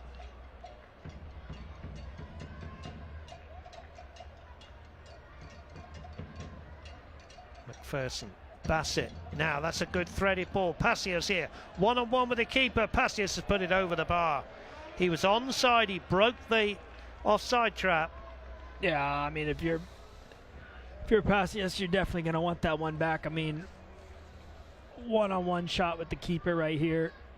I know he's right-footed, but definitely want to try to at least put that one on frame, make Penaranda make a save, or at least test him. But good find. I mean, and look who it was. You know, Bassett, again, someone on the ball who's going to find his players in key moments. Those substitutions really haven't changed the shape of either side, and that's not surprising, is it? As FC Tulsa keep the ball in there really well. Now it's an early ball in, headed away. It's going to be another Katrina Freshmax corner, and again, now Calera's trying to hype up the crowd right there, saying, "Hey, get rowdy, boys." To be fair, they haven't had a lot to shout about, but we said it's patience, and now they have a chance with this corner from Coley. Everybody grouped in and around the 18-yard line, making runs into the box. Only Harvey Sinclair back. Here's the ball towards the far post. Headed back in by Batista, and then Hilton scoops it away. And Bassett's there again with Batista, who goes down. Bassett tells him to get up, but the referee says it is a free kick, and now there's a little bit of chest to chest. Batista's looking down a little bit on Bassett, who's saying to him, come on, don't fall over so easily. Referee will just calm things down and bring Bassett over. Good refereeing just to calm things down. Yeah, I mean, Batista's smart right here. Just put himself in between the ball and the player and trying to draw a foul when you know nothing's going to come of it. Smart play by him. But you can see Bassett getting frustrated, like, hey, man, come on. No need, but smart play by Batista. And the reality is, if the roles were flipped, Bassett would have done the same thing. Free kick, Coley. It's just a moment for FC Tulsa's fans to see the opening goal of their home season. A team that FC Tulsa have never beaten in the modern era. Coley holds both arms aloft. Right-footed ball, good one, into the danger area, it comes off. Sissoko wanted a handball. I don't think it was a handball with the naked eye, but it's going to be another Katrina Freshmax corner. Sissoko can't believe it. Maybe we can get another look at that one in a second or two. Coley will go short here. Now here's Rogers back to Coley. Coley, good ball into the box, and it comes off the defender, and it's gone away for another Katrina Freshmax corner. FC Tulsa now have got the home crowd going, Mitch Cashin, with this latest piece of play. It's a new play every time, trying to hype up the crowd with these corners. They're building a lot of momentum. Here we go. One touch cross back by Coley. Sissoko trying to come in. Just barely misses it, goes right over him. He's a big guy sitting at 6'3". Here's the corner, outswinger from Coley to the near post, headed down. And in the end, Sissoko can't get his foot around the ball. Maybe could have gone back to the corner taker there. Yeah, that was definitely a cross by a center back right there. Going to see another Tampa Bay substitution. Ollie Bassett, who's had a great game for me, is being substituted. Yeah, I mean, I am quite surprised. Bassett's, who's been one of the best players on the field right now, coming off, and he's got high energy too, but, you know, obviously coach making the best decision for his team right now. And I think it's Nate Worth. I was just about to say, I believe that's Nate, former FC Tulsa player right there. Yeah, Nate Worth, who was only 16 when he signed for FC Tulsa, made 9 starts, 2 seasons with FC Tulsa, and then went to Tampa Bay. So he will come into the midfield. Busy player, good player as well. Would love to, of course, score against his old club. And I'm sure he's got friends and family here as well. And he knew where Oklahoma was, didn't he? He was one of the very few ones on the team that could point where Tulsa, Oklahoma was on a map. That's right. It's a long launch throw in there. Kira wins the corner again, the Katrina Freshmax corner. Coley will again take this one. Good pressure from FC Tulsa, who are looking to break this deadlock. in the 73rd minute here at One Oak Field. Everybody back inside the 18-yard box for Tampa Bay Rowdies. The runs are made. The keeper misses it, and it's stabbed into the net. And it's Patrick Siegrist. The fireworks go off. It's a new era, and Siegrist scores the home opener for FC Tulsa. In the 74th minute, it is FC Tulsa 1, Tampa Bay Rowdies 0. And that's exactly what I was talking about earlier. You know, even though it's 0-0, the game hasn't been going the way that you planned. As you talked about too, Caleb wanted to build the culture. In moments like this is what builds character within a club. What a ball by Colley. Keeper comes in, tries to make a save, whiffs it, and Patrick Siegrist right there able to clean it up, put it in the back of the net. Well done, especially sub coming in at halftime. What a difference you can make right there and be able to show your coach, like, hey, you know, I deserve to be out on the field and make a difference, and he's shown that today. If memory serves, Patrick Siegrist scored 1 goal last year, and that was in Sacramento when FC Tulsa went down after around about 15 minutes to 10 men, and Siegrist shot home to get a 1-1 draw early on in the season last year. So he scores his goals early, does Patrick Siegrist? He does, and you know, as you mentioned earlier, they haven't been able to beat Tampa yet in the games that they played, and I know there's still time left, but as a player, I mean, I'm sure that was told to them before the game, like, hey, this is one of the sides that we have yet to beat. So, you know, when you go up 1-0, you know that the players are going to be buzzing right now to keep the score the same. And to be fair, with the flurry of corners, I mean, you felt a goal was coming. Yeah, I mean, the momentum was building, the crowd was into it. I mean, the players were into it, trying to get them all rowdy. Here's Nate Worth. Was a second half substitute. Moon's involved. They work it well. That ball is dumped towards the far post and it's going to go harmlessly away. Can't watch the match? Turn on Sirius XM FC 157, North America's only 24/7 source for engaging soccer talk, including USL All Access on Tuesday nights. Plus hear live matches from the USL, MLS Premier League and more, all on Sirius XM FC 157 and the new Sirius XM app.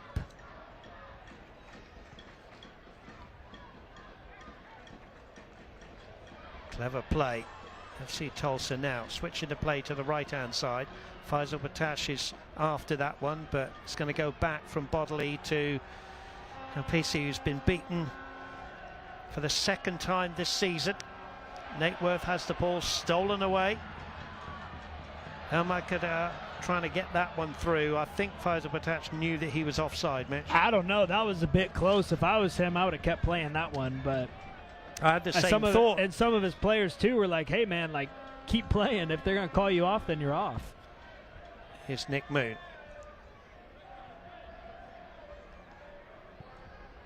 Lewis Hilton. Guillaume infield here to the hard-working Cammy McPherson. They work it well down that left-hand side. Here's Bodley. Low ball into the box, but that's straight into the midriff of the grateful Johan Peñaranda. Chatting to Lewis Hilton before the game, noticing, doing my research, that in 2008 he was at my beloved Exeter City as a youth player and also Plymouth Argyle, and came over, he was telling me, to play college ball over here and has stayed ever since. Great servant to the club. Lewis Hilton. Actually, he's recorded 250 USL appearances, and he's been with Tampa Bay since 2019. So him and Guillen have been at the club a long time, and they exchange passes there right on cue. Cammy McPherson's ball has gone harmlessly away, and now FC Tulsa can take their time. And FC Tulsa will make a change here. Diallo's going to come off. Yeah, Diallo, he's put in a decent shift. He's been a bit quiet, I feel like, this second half, but he's worked exceptionally hard. He had a really good first half, lots of good touches on the ball, creating chances for his players. First look at the Brazilian native, Marcus Serrata, the 31-year-old, experienced player, good player to bring on at this stage. Decade-long career in Brazil, played in the South Korea A-League and Serie B for Brusque FC. Described as a winner is Serrato. Here's Aaron Guillen. Clock ticks by, 79th minute here at 1-0 field. FC Tulsa have the lead. Patrick Segrist on as a second half substitute right at the beginning of the second half. Throw in Dam. There's a tussle between AB Sissoko. Yeah, and what you'd like to see from FC Tulsa, especially if you're head coach Luke, is that, you know, your team went up 1-0, but they brought a different energy now. They're buzzing all over the field, still pressing, pushing up high. I mean, the players are definitely feeding off each other. And I think that goes into the culture that we've been talking about this whole night, that Caleb's really trying to implement in this team. And they're not going to get carried away. I think it's not to get too up or too down. That's good play from Calera. And I think it's going to be a throw-in, yes, to FC Tulsa. I was about to say, Tampa does not want any more corners, I can tell you that right now. Harvey Sinclair won the throw-in. He's worked hard, Harvey Sinclair. Played for Scotland under 17, 19, 20 and 21. Signed in February last year. 17 starts last season. Had some injuries to come back from. Here he is on the ball here, and he's just lost out. Throw it. Bodley will take it. Coming up to the 80th minute here at One Oak Field. As I said in one of the breaks, FC Tulsa have done pretty well with their home openers. You have to go back to 2018 to see their last home opener loss. Last season there was a thrilling 3-3 draw against Phoenix. Ball over the top, looking for El Madkar, but he can't get on the end of that one because the dependable Robert Castellanos can head it back. And it just hit me, you know, FC Tulsa. Oh, look at the high press there from FC Tulsa. Yeah, I mean, they're all over the place right now. Sissoko tidying up at the back as well. But I was thinking there's been quite a few subs by FC Tulsa, and I wonder if they're taking into consideration that they got a big Open Cup game coming up on Tuesday, and then they have another game here on Friday, so they're probably maybe trying to save some legs, especially when you're up 1-0 right now. Yeah, it's a busy week, isn't it? And, you know, Luke Spencer, with a smile on his face, said to me when I asked him about this week, you know, gave me the stock answer, which is, of course, you do plan, but just the focus was entirely on this game tonight. Exactly, and how it should be as well.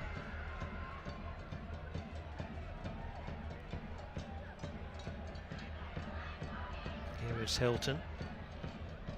Really good play from Lewis Hilton there. Sliding challenge coming in the midfield. Nate Worth wants the throw in, but it's not even gone out. Bodley keeps it alive. Castellanos, who signed permanently in January of this year. Lawrence Wyke, dependable defender. Nate Worth always looks busy on the ball.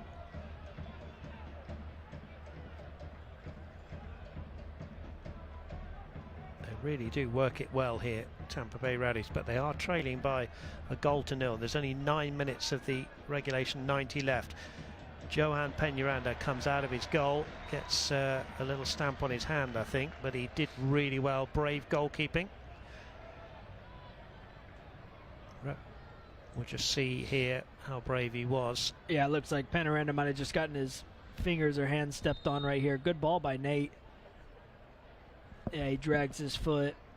I think he just got caught on his finger or his hand. Chrysostomo was making the run into the box, and there'll be a little bit of a delay as the world demands low-cost, low-carbon energy. Williams will be there with the best transport, storage and delivery solutions. Williams, we make clean energy happen. Well, we hope you're enjoying this game, with this game being brought to you tonight by Tulsa Spine and Rehab. FC Tulsa in this home opener. Let's just see this replay again just to see the injury. Yeah, it looks like he just might have got nicked right there on the right hand. Immediately comes up and starts shaking his hand. But Sioko right there trying to get his team together, making sure that nobody loses focus. As we talked about, he is the organizer, the leader, the rock of this team right now, so playing his part. So FC Tulsa are 10 or so minutes away, if it stays like this, from keeping their second clean sheet. Shouldn't be saying this, should I, Mitch? But put the curse on them. But you know, and also a home opener and following up a 1-0 win. But as you say, there is a lot of time left, and Tampa Bay Rowdies are a good team. They've shuffled their pack, and they'll just want to work Peñaranda more in this last 7 minutes plus whatever the referee adds on. FC Tulsa just nudged ahead with Patrick Seagrass, close in finish after a flurry of corners.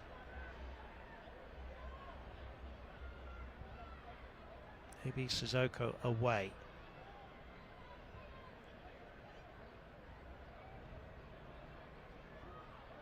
Serato was involved there.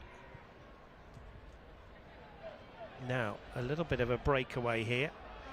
Faisal Batash, the former Queen's Park Rangers player, up against two, tried to go between them, just misses out, but again a high press. Serato was in there, deemed fair by the referee. Now Coley is grown into this game, showing his class. Arthur Rogers. FC Tulsa trying to keep the ball with Harvey Sinclair, and Coley throw in, which will be taken by Sinclair. 5 minutes of the 90 left. FC Tulsa leading by a goal to nil. Faz Patach just misses out. That'll be a free kick.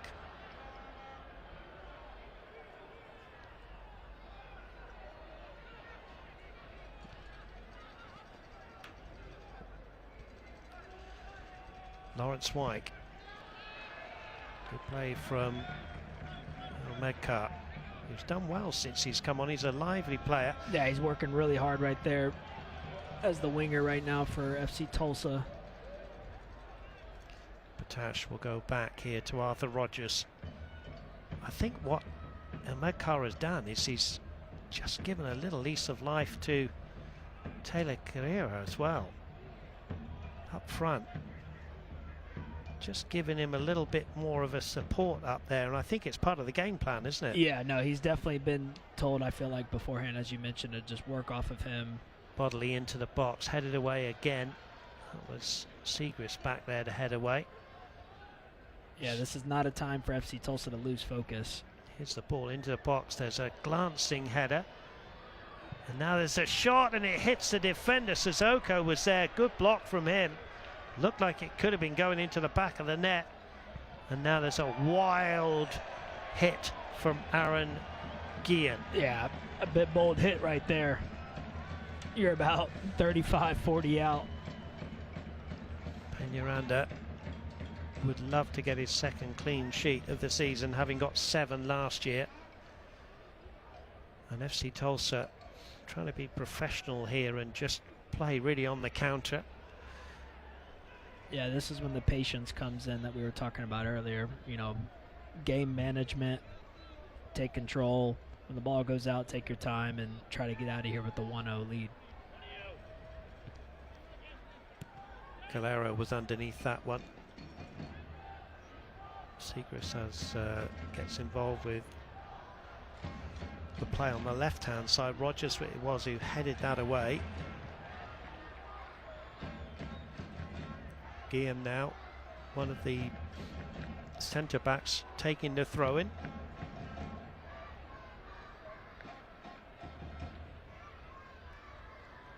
Good piece of play in the corner. Bodley will win a Katrina Freshmax corner here late on for Tampa Bay Rowdies. Yeah, and if you're FC Tulsa, you want to make sure to be communicating who's on who. Sioko right there trying to talk to his teammates, making sure everybody's in the right position. McPherson's had great quality balls the whole night. Replace the corner flag there. And I think that's a pretty good job, well done by McPherson. Now it falls down again. The referee's going to have to delay the restart here because that corner flag has to be in place.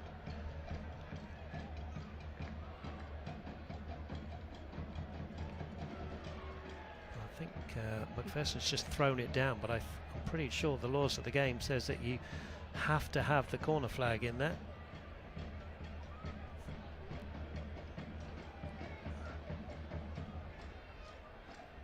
Things you have to do as a professional footballer, eh? At the moment there is no corner flag, as you can clearly see. Yeah, it looks like the refs deemed it to be okay. Robbie Nielsen saying, come on, can't we just get on with this? Talking to the fourth official. Now there's some pushing and shoving. Serato it is with Guillen.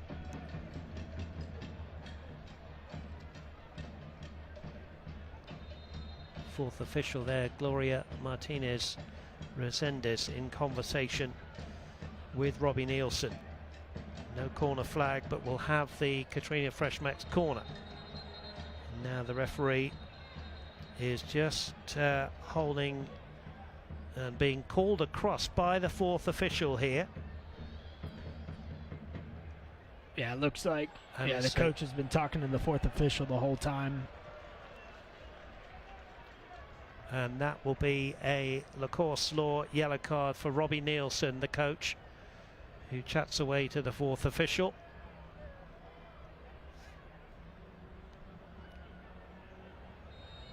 Pleading his innocence is the Scotsman.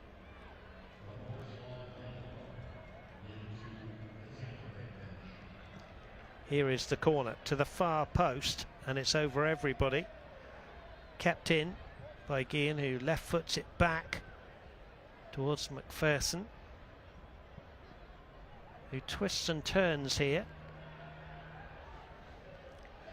We're going to see 4 minutes of Tulsa Tech stoppage time here at the end of this one.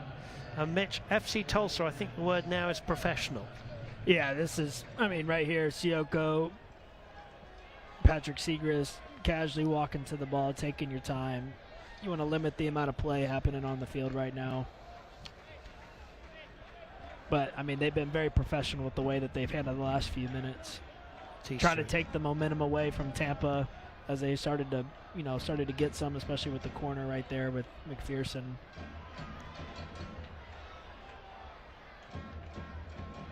Guillen was just bumped into there by, I think it was Taylor Calera. He didn't like the late challenge and went chest to chest. Nick Moon will have to wait, hands the ball over to Lawrence Wyke. FC Tulsa won't mind this being broken up. Again, still time for Tampa Bay Rowdies to equalise here. Job for sure. is not done. Yeah, it's never over till it's over. Here's Nick Moon. Moon inside the box here, goes down. Referee says no. We're a long way away from it. I tend to agree. I think he went down a little bit too easily there. Yeah, I mean, that'd be a hard call to make right there. FC Tulsa trying a 1-2 down the left-hand side with Faiza Patach and Taylor Carrera.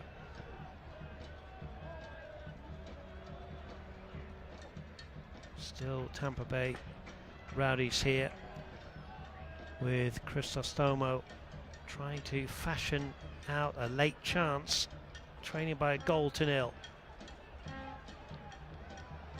McPherson went to ground there.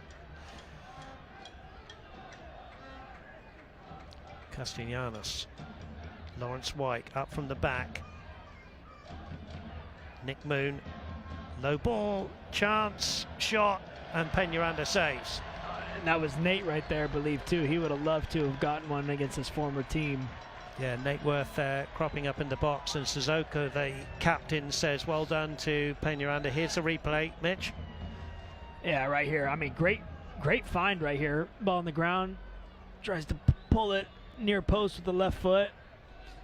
Great save by Peñaranda. Comfortable save by him, too. Not having to do too much, just making sure that he secures it, don't let the ball bounce out. And he will punt it down the field where it's flicked on by Calera all the way through to Campisi, who's got to be quick now. 40 seconds left of the 4 minutes to be added on. Where's the ball going to drop here? Of course, FC Tulsa would love one more attack and a second goal.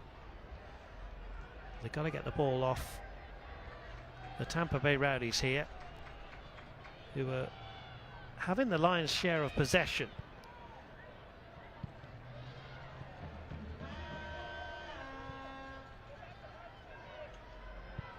Here's the ball into the box. There's a header down, and Peñaranda dives on the ball. It was a really good chance. Yeah, if you're FC Tulsa, you want to make sure to get to this end of this game quick. I mean, Nate, again, right there with what a delivery. He's put on quite the shift ever since he came on. Great ball, good find. Cammy header. McPherson, yeah. Yeah, McPherson trying to put it into a corner, ends up heading it straight into the hands of Peñaranda. And that could well be the last opportunity. Yeah. I think you might be right on that one, but I mean, what a ball by Nate. The last 2 minutes, he's created some great chances for his team. Still we go on. Yeah, Nate Worth has certainly made a difference. I think he's a bright star for the future. And now, of course, learning his game. Now there's going to be a substitution very, very late here. And Coley's going to be withdrawn. And on will come Delence Pierre, who is a defender.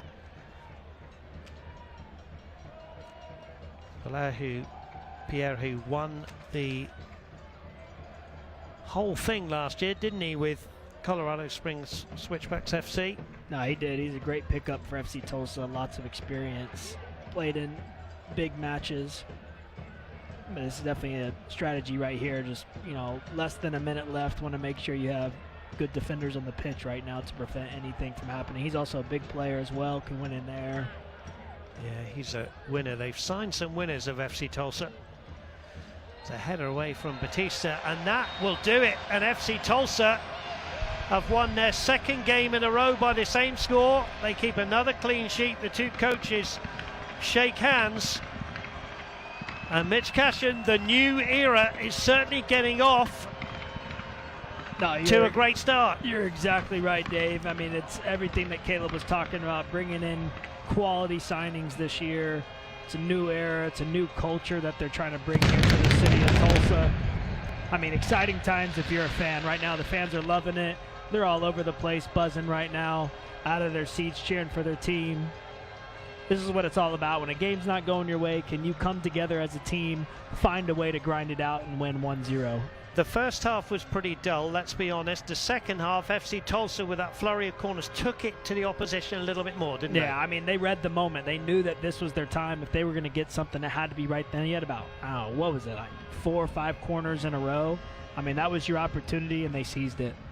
And like you say, you know, you've got to find a way to win if you're going to be professional, raise the bar, and they did that tonight. Yeah, I mean, that's what it takes to make the playoffs. Not only make the playoffs, but that's what it takes to win the whole thing. And FC Tulsa, I mean, hats off to them, hats off to Luke. Great substitutions, good game management, game planning, and, you know, if you're Caleb, the GM, I mean, you're happy. We're hoping to speak, by the way, to Luke Spencer, but I know what he's going to say. He's going to say, don't get carried away. Yeah, he's going to say one game at a time. If you ask him about any of the other games this week, he's just going to probably enjoy the moment, and then whenever that day comes, they'll handle business. Yeah. So an unlikely source for the goal. It was, you know, the coach can do no wrong. He makes a substitution at half-time, and Segrist comes up with the goal. Yeah, I mean, and if you're you're Patrick Segrist. You're happy with the way, you started the game on the bench, came in the first half, and you made a difference, and ultimately you got your team a win. And that's how you show that, you deserve to start, you want to play, and all that. The other thing about Caleb Saul, he's right in the middle there with the beard, and he will get the players together. And he said if anybody was coming to this football club this year, they have to be in the community, they have to engage with the fans, or we don't want them here. I mean, he is pulling everything together here. No, he is. He's establishing the culture. He's instilling quality characteristics with his players to engage with the fans. Overall, love what he's doing. Can't wait to see what happens. Tell you what, Mitch, we said there wasn't a lot that happened in the first half. Let's run the highlights now and see just how this unfolded as FC Tulsa players get together. Yeah, and right. This was the start with the corners, wasn't it? Yeah, this was when we had the 4 or 5 corners in a row that we were talking about. I mean, Tulsa's all over the place. This was the first half chance right at the end with DeLu, wasn't it? Yeah, I mean, he had 3 chances with the last 5 minutes. Right here, right before the half ended. Oh, he would have loved to have that one back. And Bassett, he had a great game for Tampa Bay. I mean, they would have loved to have that chance back. Here with a flurry of corners. There was Coley's ball into the box, and this resulted in another corner. And you felt that FC Tulsa were doing something, and in the end it came. And there's Segrist with the goal. He doesn't score many. He's got one last season. He's got off to the home opener here with the goal, and we have a look at the stats, and it tells a bit of a story as well, in that a lot of the possession went to the opposition, but FC Tulsa find a way to win the game. Exactly like we talked about, and actually the possession went even more in favor with the Tampa Bay Rowdies. But as we mentioned, it doesn't matter how the game's going. Can you grind it out as a team? Can you find a way to win? And FC Tulsa showed that they are that team. I mean, if you look at the shots on target, there were 3 for the visitors, only 1 for FC Tulsa. Yeah, no, I mean, it seemed pretty even across the board besides the possession. The possession's the only one for me that at least really speaks to how Tampa Bay plays and, the way that FC Tulsa and how the night went for them. But they showed that they're a team that has a lot of grit and they'll grind it out. And we don't often look at the corner stats, but I think we should do. 6 corners to 4, and they all came in a clump, and that's when FC Tulsa eventually got the winner. Exactly. Like, can you seize the moment? Can you find whenever you're having the momentum, whenever the tempo is swinging in your direction, can you seize it? And FC Tulsa showed that. And we also got to look at the yellow cards. 5. I mean, the referee, he called quite a game. As you mentioned, you got to give him a shout out when you have quality refs. Well, I tell you what, we're going to hope to speak to the victorious coach after this break. It's finished here. FC Tulsa 1, Tampa Bay Rowdies 0.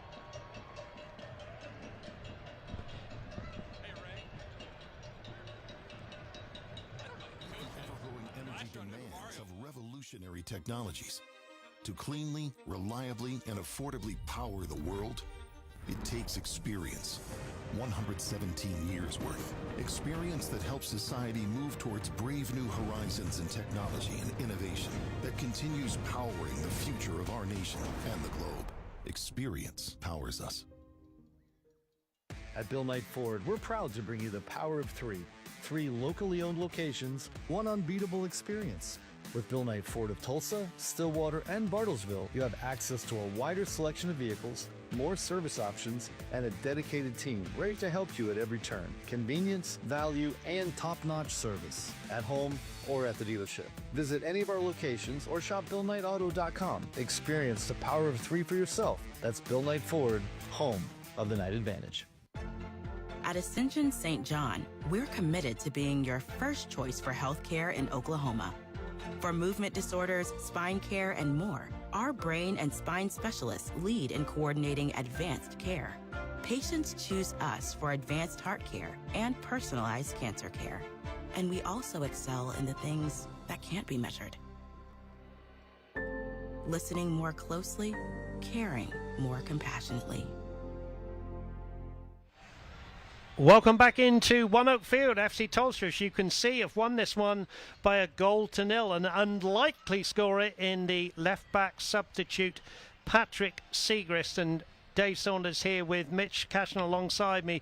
There are ways to win games of football. FC Tulsa were gritty tonight. Nah, that's a great word to describe the way that they played.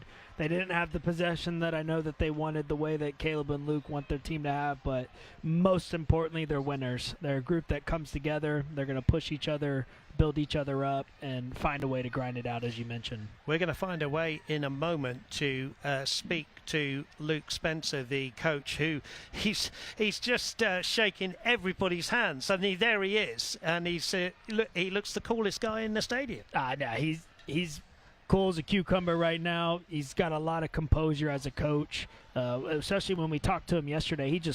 He was not fazed by anything. You know, he says that nobody can put more pressure on him other than himself, and so he handles everything with class, professionalism. Hats off to him. Patrick Segrist, you can see, has been given the man of the match probably because of his goal. There were plenty of, as we say, gritty, roll your sleeves up performances. I thought, everybody worked hard. There's Coley at the start, at the front of that. I think Coley had a good game tonight, especially second half. Yeah, Coley had a great second half. I mean, DeLu, for me, was one of their top performers in terms of the offensive midfield side in the first half. And then shout out to the defense. Batista, I mean, he had a great performance on and off the ball, really took control. And then in terms of leadership, Sioko, he played well as well. Overall, great team win for FC Tulsa. Luke Spencer, we're just putting the headphones on him now, and we hope that Luke can join us any moment now if he can hear us.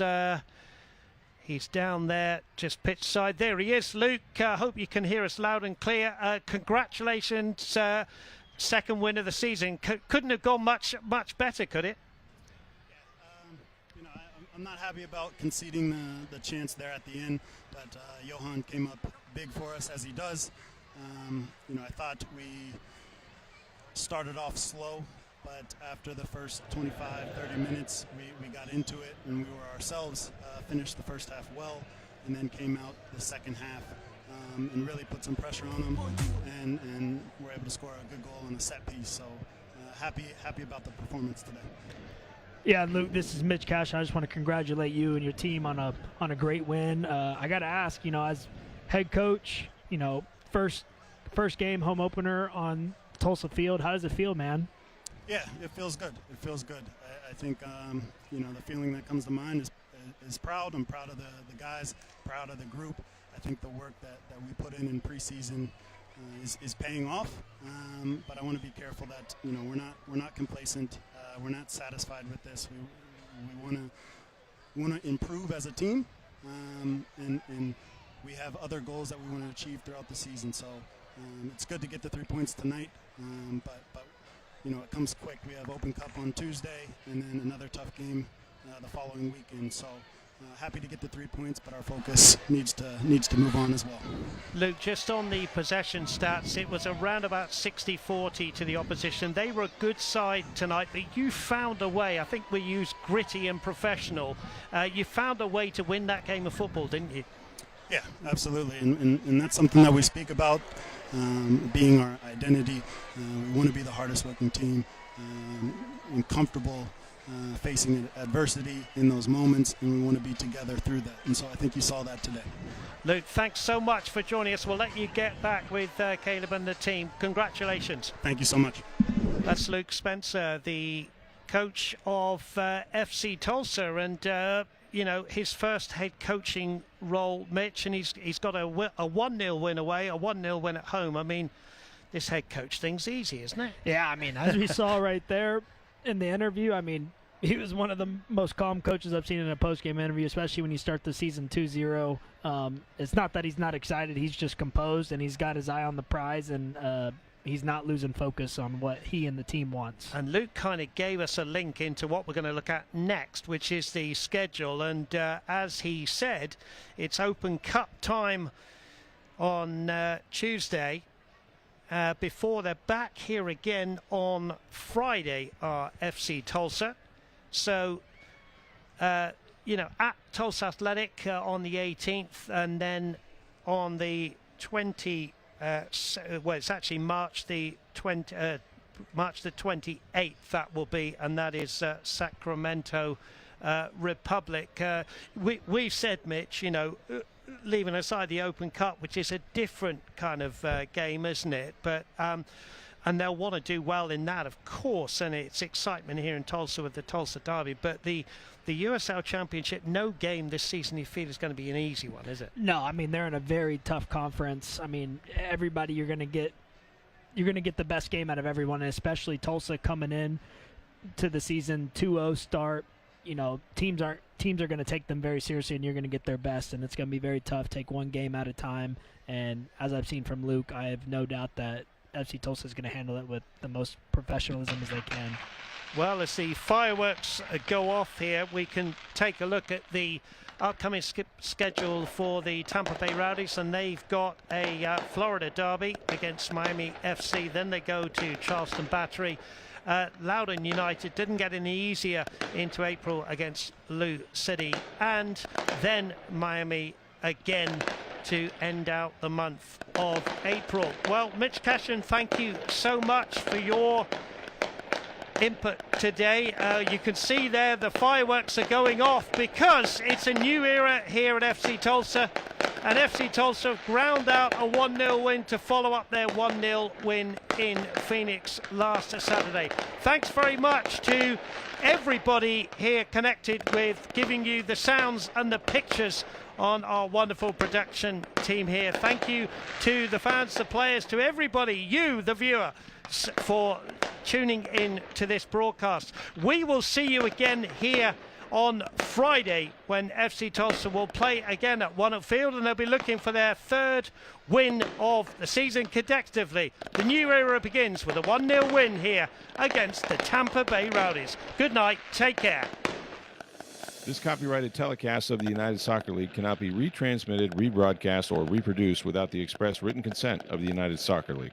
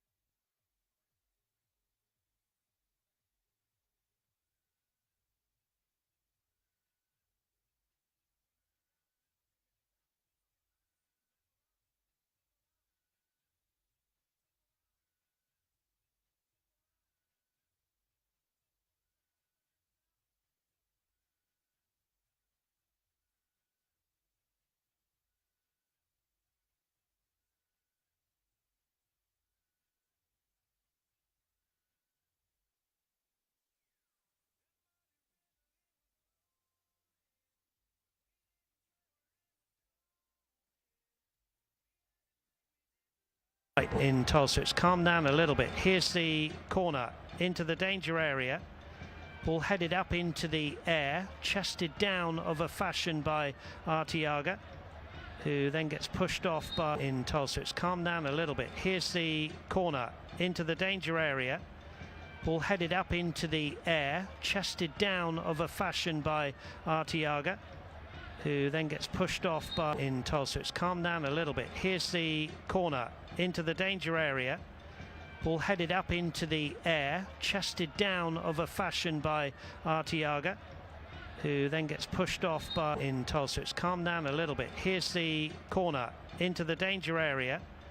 Ball headed up into the air, chested down of a fashion by Arteaga, who then gets pushed off by whenever things aren't going well, and he's that guy for you. He's going to make sure everybody's doing what they're supposed to be doing. He's going to make everybody better around him, and he's going to be a good player for them. Alex DeLu gets the first Lacourse Law yellow card. Whenever things aren't going well, and he's that guy for you. He's going to make sure everybody's doing what they're supposed to be doing. He's going to make everybody better around him, and he's going to be a good player for them. Alex DeLu gets the first Lacourse Law yellow card. Whenever things aren't going well, and he's that guy for you. He's going to make sure everybody's doing what they're supposed to be doing. He's going to make everybody better around him, and he's going to be a good player for them. Alex DeLu gets the first Lacourse Law yellow card. Whenever things aren't going well, and he's that guy for you. He's going to make sure everybody's doing what they're supposed to be doing. He's going to make everybody better around him, and he's going to be a good player for them. Alex DeLu gets the first Lacourse Law yellow card for the Perth Glory in the A-League. As DeLu is through here. DeLu, can he get a shot at goal? DeLu still with the ball, and he's just put it wide. It's very similar to the chance for the Perth Glory in the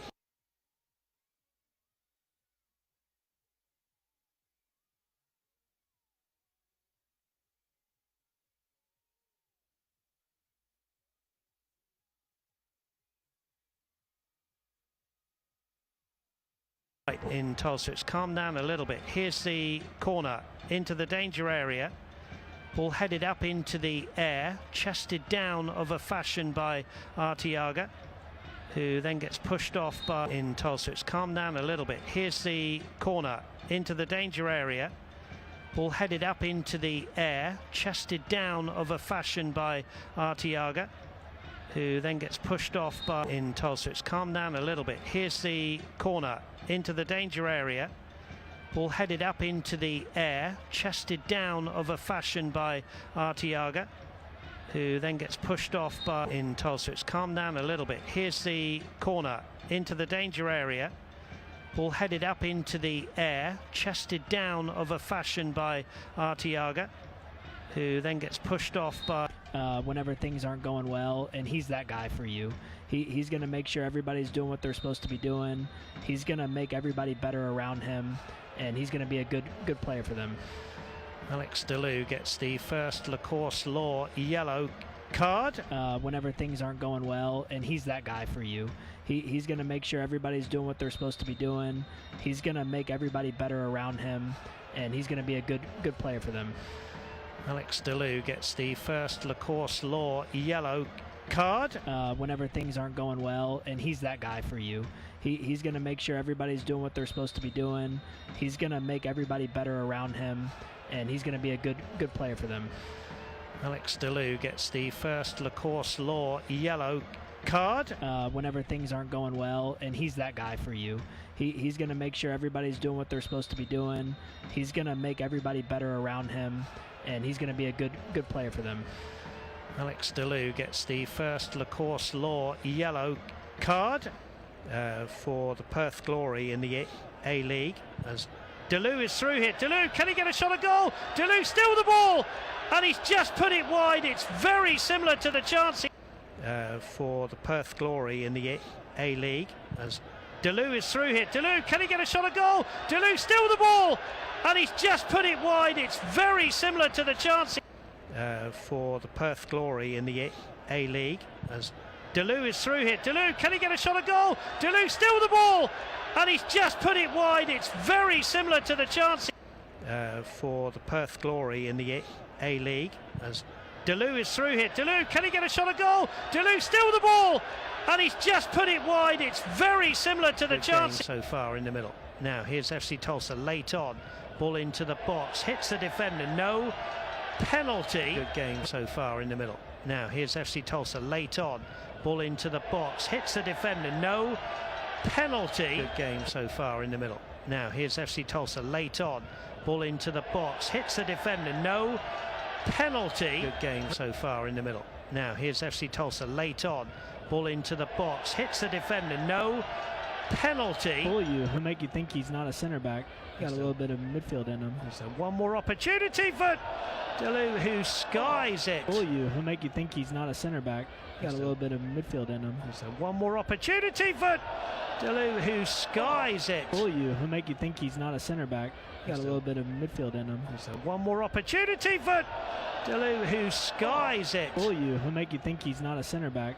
Got a little bit of midfield in him. So one more opportunity for Delou, who skies it. Press on the ball. Referee said that will be a free kick in favour of FC Tulsa. Just to confirm, it was Owen Dahm that has been substituted. Like for like swap though. Patrick Segrist, pretty experienced. Coming on that left-hand side, the 27-year-old from Barrington, Illinois. And now there's another Lacoste Law yellow card for Rubens. Referee said that will be a free kick in favour of FC Tulsa.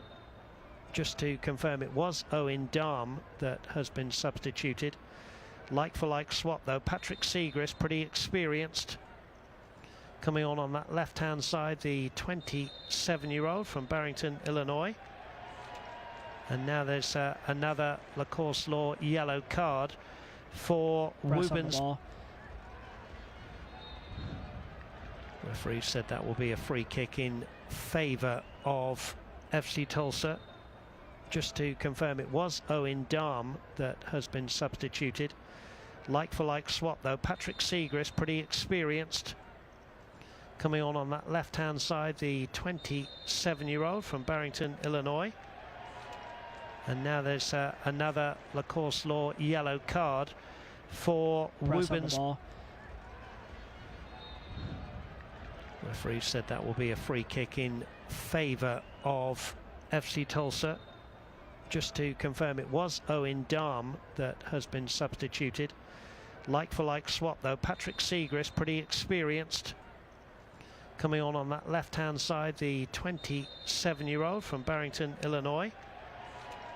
And now there's another Lacoste Law yellow card for Rubens, so that when times like that come along, you can deal with it. No, 100%. As you mentioned, I mean, it's not, by no means are you trying to say that this is not a good game at all, but to your point, you got to have that culture, you got to have that foundation to where when things aren't going your way, like right now, Tampa's definitely been the better half in terms of the game as a whole. This is an opportunity for them to really, so that when times like that come along, you can deal with it. No, 100%. As you mentioned, I mean, it's not, by no means are you trying to say that this is not a good game at all, but to your point, you got to have that culture, you got to have that foundation to where when things aren't going your way, like right now, Tampa's definitely been the better half in terms of the game as a whole. This is an opportunity for them to really, so that when times like that come along, you can deal with it. No, 100%. As you mentioned, I mean, it's not, by no means are you trying to say that this is not a good game at all, but to your point, you got to have that culture, you got to have that foundation to where when things aren't going your way, like right now, Tampa's definitely been the better half in terms of the game as a whole. This is an opportunity for them to really, so that when times like that come along, you can deal with it. No, 100%. As you mentioned, I mean, it's not, by no means are you trying to say that this is not a good game at all, but to your point, you got to have that culture, you got to have that foundation to where when things aren't going your way, like right now, Tampa's definitely been the better half in terms of the game as a whole. This is an opportunity for them to really... Bassett. Now that's a good threaded ball. Passios here. One-on-one with the keeper. Passios has put it over the bar. Bassett. Now that's a good threaded ball. Passios here. One-on-one with the keeper. Passios has put it over the bar. Bassett. Now that's a good threaded ball. Passios here. One-on-one with the keeper. Passios has put it over the bar. Bassett. Now that's a good threaded ball. Passios here. One-on-one with the keeper. Passios has put it over the bar. Both arms aloft. Right-footed ball aloft. Right-footed ball aloft. Right-footed ball aloft. Right-footed ball. Go short here. Now here's Rogers back to Coley. Coley, good ball into the box, and it comes off the defender, and it's gone away for another. We'll go short here.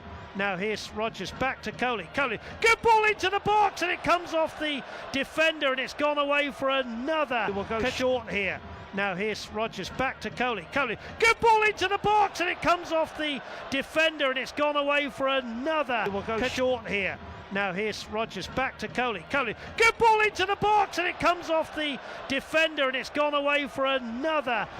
Everybody back inside the 18-yard box for Tampa Bay Rowdies. The runs are made. The keeper misses it, and it's stabbed into the net, and it's Patrick Segrist. Everybody back inside the 18-yard box for Tampa Bay Rowdies. The runs are made. The keeper misses it, and it's stabbed into the net, and it's Patrick Segrist. Everybody back inside the 18-yard box for Tampa Bay Rowdies. The runs are made. The keeper misses it, and it's stabbed into the net, and it's Patrick Segrist. Everybody back inside the 18-yard box for Tampa Bay Rowdies. The runs are made.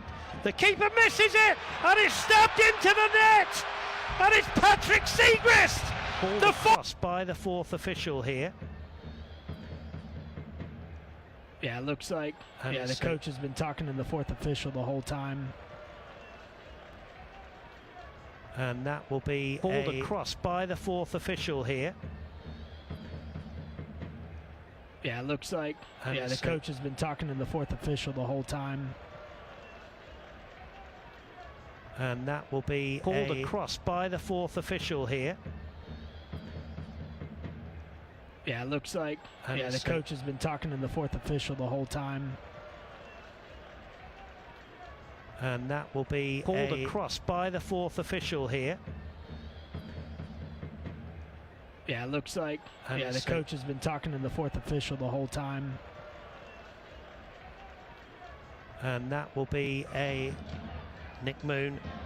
Low ball, chance, shot, and Peñaranda saves. And that was Nate right there, I believe, too. Nick Moon. Low ball, chance, shot, and Peñaranda saves. And that was Nate right there, I believe, too. Nick Moon. Low ball, chance, shot, and Peñaranda saves. And that was Nate right there, I believe, too. Nick Moon. Low ball, chance, shot, and Peñaranda saves. And that was Nate right there, I believe, too. Here's the ball into the box. There's a header down, and Peñaranda dives on the ball. It was a really good chance. Yeah, if you're FC Tulsa, you want to make... Here's the ball into the box. There's a header down, and Peñaranda dives on the ball. It was a really good chance. Yeah, if you're FC Tulsa, you want to make... Here's the ball into the box. There's a header down, and Peñaranda dives on the ball. It was a really good chance. Yeah, if you're FC Tulsa, you want to make... Here's the ball into the box. There's a header down, and Peñaranda dives on the ball. It was a really good chance. Yeah, if you're FC Tulsa, you want to make...